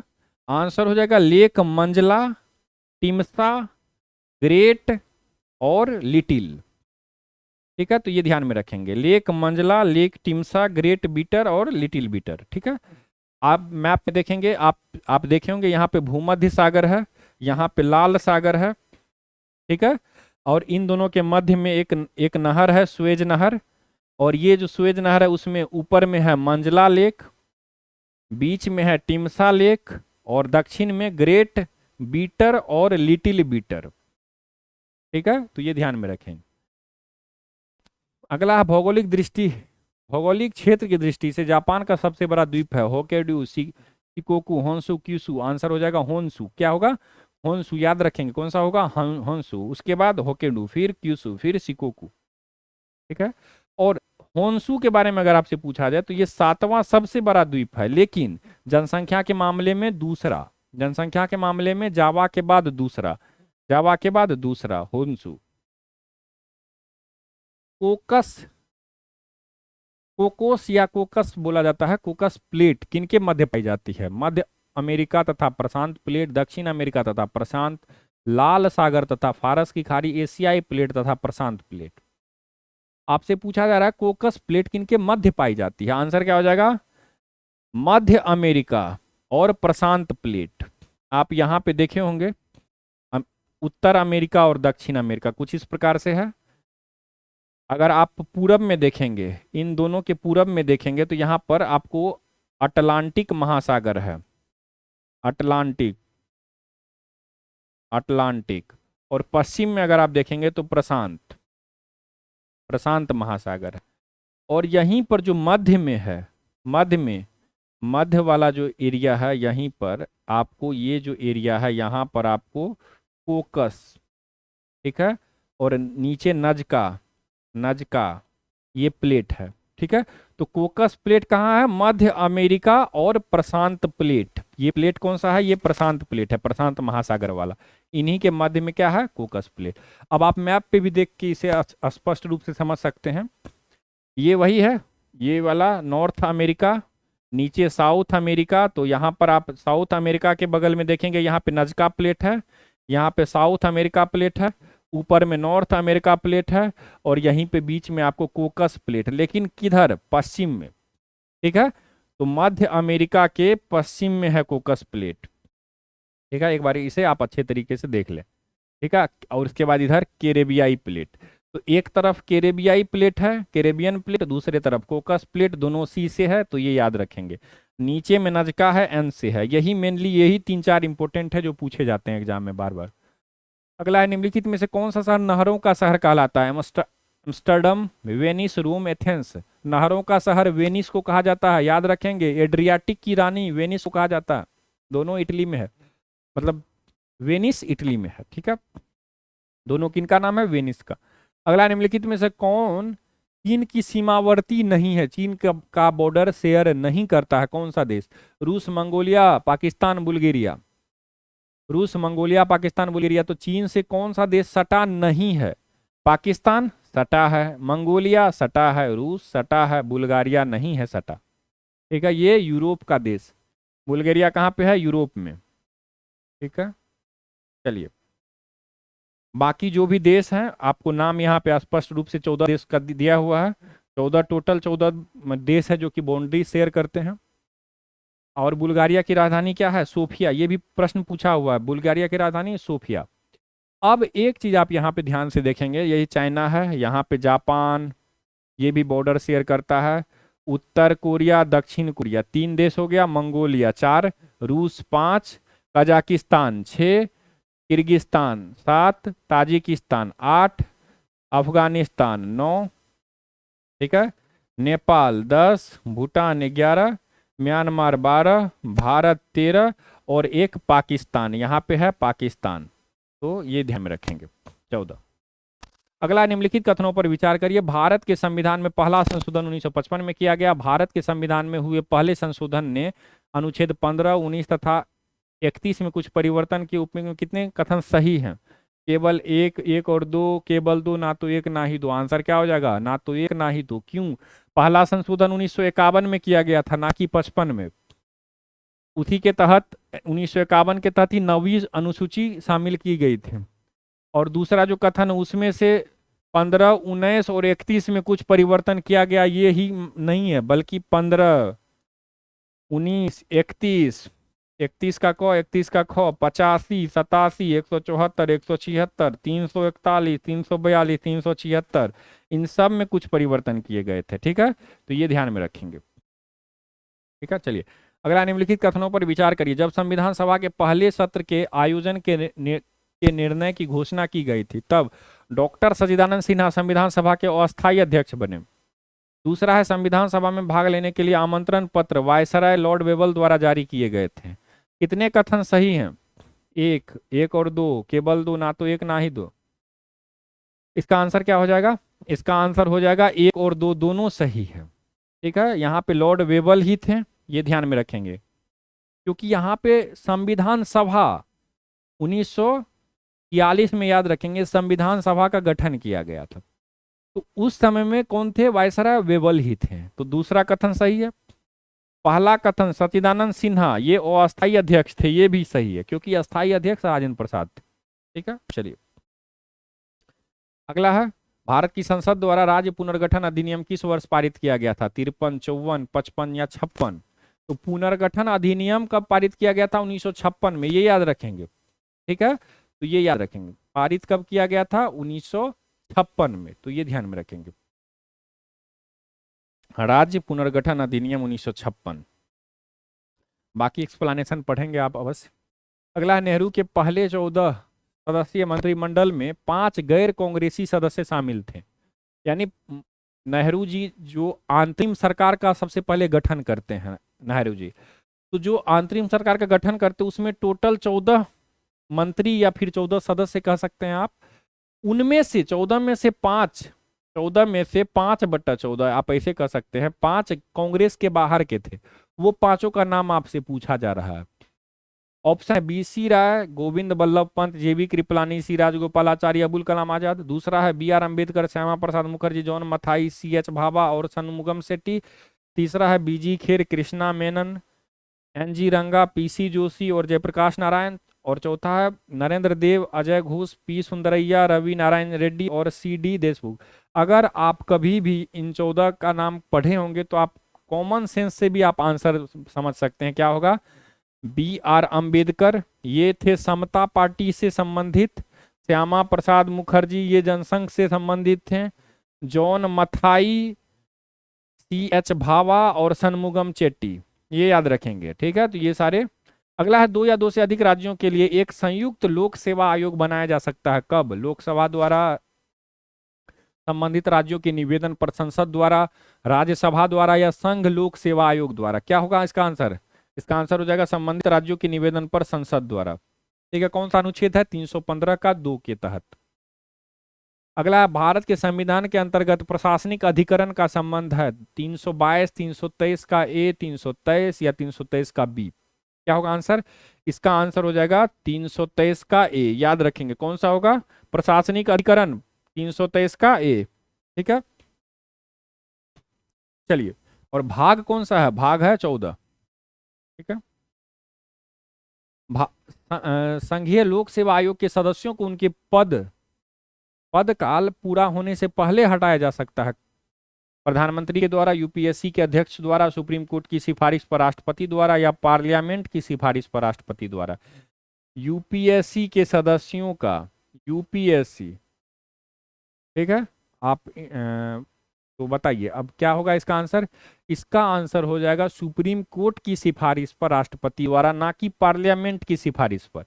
तो सुप्रीम कोर्ट की सिफारिश पर, ठीक है। अनुच्छेद 317 के खंड 1 के अनुसार, खंड 3 के उपबंधों के अधीन रहते हुए, ठीक है। अगला है, संविधान के किस अनुच्छेद के अंतर्गत सर्वोच्च न्यायालय में तदर्थ न्यायाधीशों की नियुक्ति की व्यवस्था की गई है? एडहॉक, आप इस तरह से याद रख सकते हैं, एडहॉक, ठीक है। ऑप्शन है 124, 126, 125, 127। आंसर क्या हो जाएगा? 127। याद रखेंगे कौन सा अनुच्छेद? 127 अनुच्छेद के तहत, ठीक है, एडहॉक। अब इस तरह से आप समझ सकते हैं, अगर कोई रिटायर हो चुके हैं जज, तो उन्हें एक्स्ट्रा जज के रूप में कॉरम पूरा करने के लिए, ठीक है, कॉरम पूरा करने के लिए उनकी नियुक्ति की जाती है। चलिए, अगला है, संविधान के 73वें संविधान संशोधन 1992 के अंतर्गत पंचायती राज व्यवस्था निम्न में से किस पर लागू नहीं होगी? पंचायती राज व्यवस्था, नागालैंड, मेघालय, मिजोरम, छत्तीसगढ़, उत्तरांचल, झारखंड, उत्तर प्रदेश, बिहार, राजस्थान, कर्नाटक, तमिलनाडु, उड़ीसा। आंसर क्या होगा? नागालैंड, मेघालय, मिजोरम। क्या होगा? नागालैंड, मेघालय और मिजोरम, ठीक है। हालांकि लक्षद्वीप भी है इसमें, नागालैंड है, मिजोरम है और मेघालय, ठीक है। तो ये ध्यान में रखेंगे। अगला है, राष्ट्रीय आय बाजार मूल्य पर निवल राष्ट्रीय उत्पाद है। निवल मतलब नेट। साधन लागत पर निवल राष्ट्रीय उत्पाद है, बाजार मूल्य पर निवल देशीय उत्पाद है और साधन लागत पर निवल देशीय उत्पाद है। तो राष्ट्रीय आय है क्या? तो आंसर हो जाएगा साधन लागत पर निवल राष्ट्रीय उत्पाद। क्या होगा? साधन लागत पर निवल राष्ट्रीय उत्पाद। अगला है, वर्तमान मूल्यों पर प्रति व्यक्ति आय की वृद्धि दर स्थिर मूल्यों पर प्रति व्यक्ति आय की वृद्धि दर से अपेक्षाकृत अधिक है, क्योंकि स्थिर मूल्यों पर प्रति व्यक्ति आय की वृद्धि दर में ध्यान रखा जाता है किस चीज का? जनसंख्या वृद्धि का, मूल्य स्तर की वृद्धि का, मुद्रा आपूर्ति की वृद्धि का, वेतन दर में वृद्धि का। आंसर क्या होगा? मूल्य स्तर की वृद्धि दर का। किसका? मूल्य स्तर की वृद्धि दर का ध्यान रखा जाता है। निम्नलिखित में से कौन सा लक्षण भारतीय अर्थव्यवस्था का नहीं है? श्रम की न्यून कार्य क्षमता, प्रति व्यक्ति कम आय, पूंजी निर्माण की न्यून दर, प्राकृतिक संसाधनों की कमी। तो भारतीय अर्थव्यवस्था का कौन सा लक्षण नहीं है? तो प्राकृतिक संसाधनों की कमी। प्राकृतिक संसाधनों की कमी इंडिया में है ऐसा नहीं है, प्राकृतिक संसाधन इंडिया में भरपूर है, मौजूद, ठीक है। तो ये लक्षण नहीं है। बाकी श्रम की न्यून कार्य क्षमता ये है, ठीक है, स्किल्ड लेबर नहीं है और इस प्रकार से जो कैपेसिटी है वो पूरा यूटिलाइज नहीं हो पाता है। प्रति व्यक्ति कम आय भी है, पूंजी निर्माण की न्यून दर भी है। चलिए, अगला है, धारणीय विकास भावी पीढ़ियों के अपनी आवश्यकताओं को पूरा करने के सामर्थ्य से समझौता किए बगैर वर्तमान की आवश्यकताओं को पूरा करता है। कौन सा? धारणीय विकास, ठीक है। इस परिप्रेक्ष्य में धारणीय विकास का सिद्धांत निम्नलिखित में से किस एक सिद्धांत के साथ स्वाभाविक रूप से जुड़ा हुआ है? यह प्रश्न पूछा हुआ है। प्रश्न, सामाजिक न्याय एवं सशक्तिकरण, समावेशी विकास, वैश्वीकरण, धारण क्षमता। आंसर क्या होगा? धारण क्षमता। क्यों? क्योंकि धारणीय विकास ये क्या है कि भावी पीढ़ियों के अपनी आवश्यकताओं को पूरा करने के सामर्थ्य से समझौता किए बगैर, ठीक है, यानी कि फ्यूचर के लिए भी रखा जा रहा है। ठीक है, धारणा धारण किया जा रहा है, इस तरह से आप समझ सकते हैं। ठीक है, चलिए, धारण क्षमता या वहन क्षमता का तात्पर्य किसी विशेष संसाधन द्वारा अपने भीतर जीवों की अधिकतम संख्या को बनाए रखने की क्षमता से, तो इसीलिए इसको आप अच्छे से समझ लें। अगला है, निम्नलिखित में से कौन सा उपाय कृषि संरचना को कृषि विकास के लिए प्रेरक बनाने हेतु अपनाया गया है? मध्यस्थों की समाप्ति, जोतों की हदबंदी, भूधृति सुधार, उपरोक्त सभी। तो कृषि संरचना को कृषि विकास के लिए प्रेरक बनाने हेतु अपनाया गया है कौन सा? आंसर हो जाएगा उपरोक्त सभी। ठीक है, मध्यस्थों का बिचौलियों की समाप्ति कर दिया गया है, जमीनों को क्या किया गया है? बांट दिया गया है, हदबंदी कर दिया गया है, भूधृति में भू आकृति में सुधार किया गया है। इस तरह से याद रखेंगे। राष्ट्रीय मत्स्य विकास बोर्ड स्थित है कहाँ पे? कोच्चि, पुणे, कोलकाता, हैदराबाद। तो आंसर क्या होगा? तेलंगाना का हैदराबाद में। राष्ट्रीय विकास बोर्ड कहाँ है? तेलंगाना। कब स्थापित किया गया था? 2006 में। मृगनयनी का महल कहाँ स्थित है? जयपुर, भोपाल, जबलपुर, ग्वालियर। आंसर हो जाएगा ग्वालियर में। मृगनयनी का महल ग्वालियर, राजा मान सिंह तोमर के द्वारा स्थापित किया गया था। नामद्रोलिंग मठ, नामद्रोलिंग मठ भारत के किस राज्य में स्थित है? आंध्र प्रदेश, हिमाचल प्रदेश, सिक्किम, कर्नाटक। नामद्रोलिंग मठ कहाँ पे है? तो इसका आंसर क्या हो जाएगा? इसका आंसर हो जाएगा कर्नाटक में। तो ये ध्यान में रखेंगे। ठीक है, इसे ही क्या बोला जाता है? बाइलाकुप्पे मठ। बाइलाकुप्पे मठ, बाइलाकुप्पे या नामद्रोलिंग कहाँ पे है? कर्नाटक में। ये ध्यान में रखेंगे। भारतीय अंतरिक्ष अनुसंधान संगठन के अग्रणी केंद्रों में से एक सतीश धवन अंतरिक्ष केंद्र कहाँ स्थित है? आंध्र प्रदेश, कर्नाटक, राजस्थान, महाराष्ट्र। क्या होगा आंसर? आंध्र प्रदेश में। सतीश धवन अंतरिक्ष केंद्र। ठीक है, SDSC। ठीक है, ये याद रखेंगे। इसे ही सार भी बोला जाता है। अगला है, भारतीय कृषि अनुसंधान परिषद का मुख्यालय यहाँ स्थित है। नई दिल्ली, देहरादून, बेंगलुरु, मुंबई। आंसर नई दिल्ली। ठीक है, ये याद रखेंगे। 1905 में बिहार में स्थापित किया गया था। 1936 में इसे दिल्ली स्थानांतरित कर दिया गया था। निम्नलिखित में से वह कौन था जो वैज्ञानिक एवं औद्योगिक अनुसंधान परिषद का पहला अध्यक्ष बना था? Jawaharlal Nehru, Maulana Abul Kalam Azad, Lal Bahadur Shastri, doctor S Radhakrishnan. वैज्ञानिक और औद्योगिक अनुसंधान परिषद। ठीक है, आंसर क्या हो जाएगा? पंडित जवाहरलाल नेहरू। ठीक है, तो ये ध्यान में रखें। अब है मैथ का क्वेश्चन। अब आपको सॉल्व करना है। PDF से आप क्वेश्चन डाउनलोड कर लेंगे। अच्छा, आप डायरेक्ट यहां से भी क्वेश्चन को सॉल्व कर सकते हैं। मैं आपको आंसर बताता जाता हूं, समय का अभाव है। क्वेश्चन नंबर 141 का क्या होगा आंसर? 50 मिनट। आप खुद से अवश्य सॉल्व करेंगे, और जो प्रश्न आपको प्रश्न आपको सॉल्व करने में आपको दिक्कत होगी, आप हमें व्हाट्सएप कर सकते हैं। वो भी आपको टेलीग्राम, वो भी आपको लिंक दिया हुआ है डिस्क्रिप्शन में। फिर है क्वेश्चन नंबर 142। इसका क्या आंसर होगा? 1035। 143 का क्या आंसर होगा? 12 वर्ष। 144 का क्या आंसर होगा? 117। 145 का आंसर क्या होगा? 12.8। 146 का आंसर क्या होगा? 64। 147 का आंसर क्या होगा? 4 तथा 1। 148 का क्या आंसर होगा? 29। 149 का क्या आंसर होगा? उत्तर। 150 का क्या आंसर होगा? 38 से 11 91। चलिए, धन्यवाद। Thank you so much. जय हिंद, जय भारत।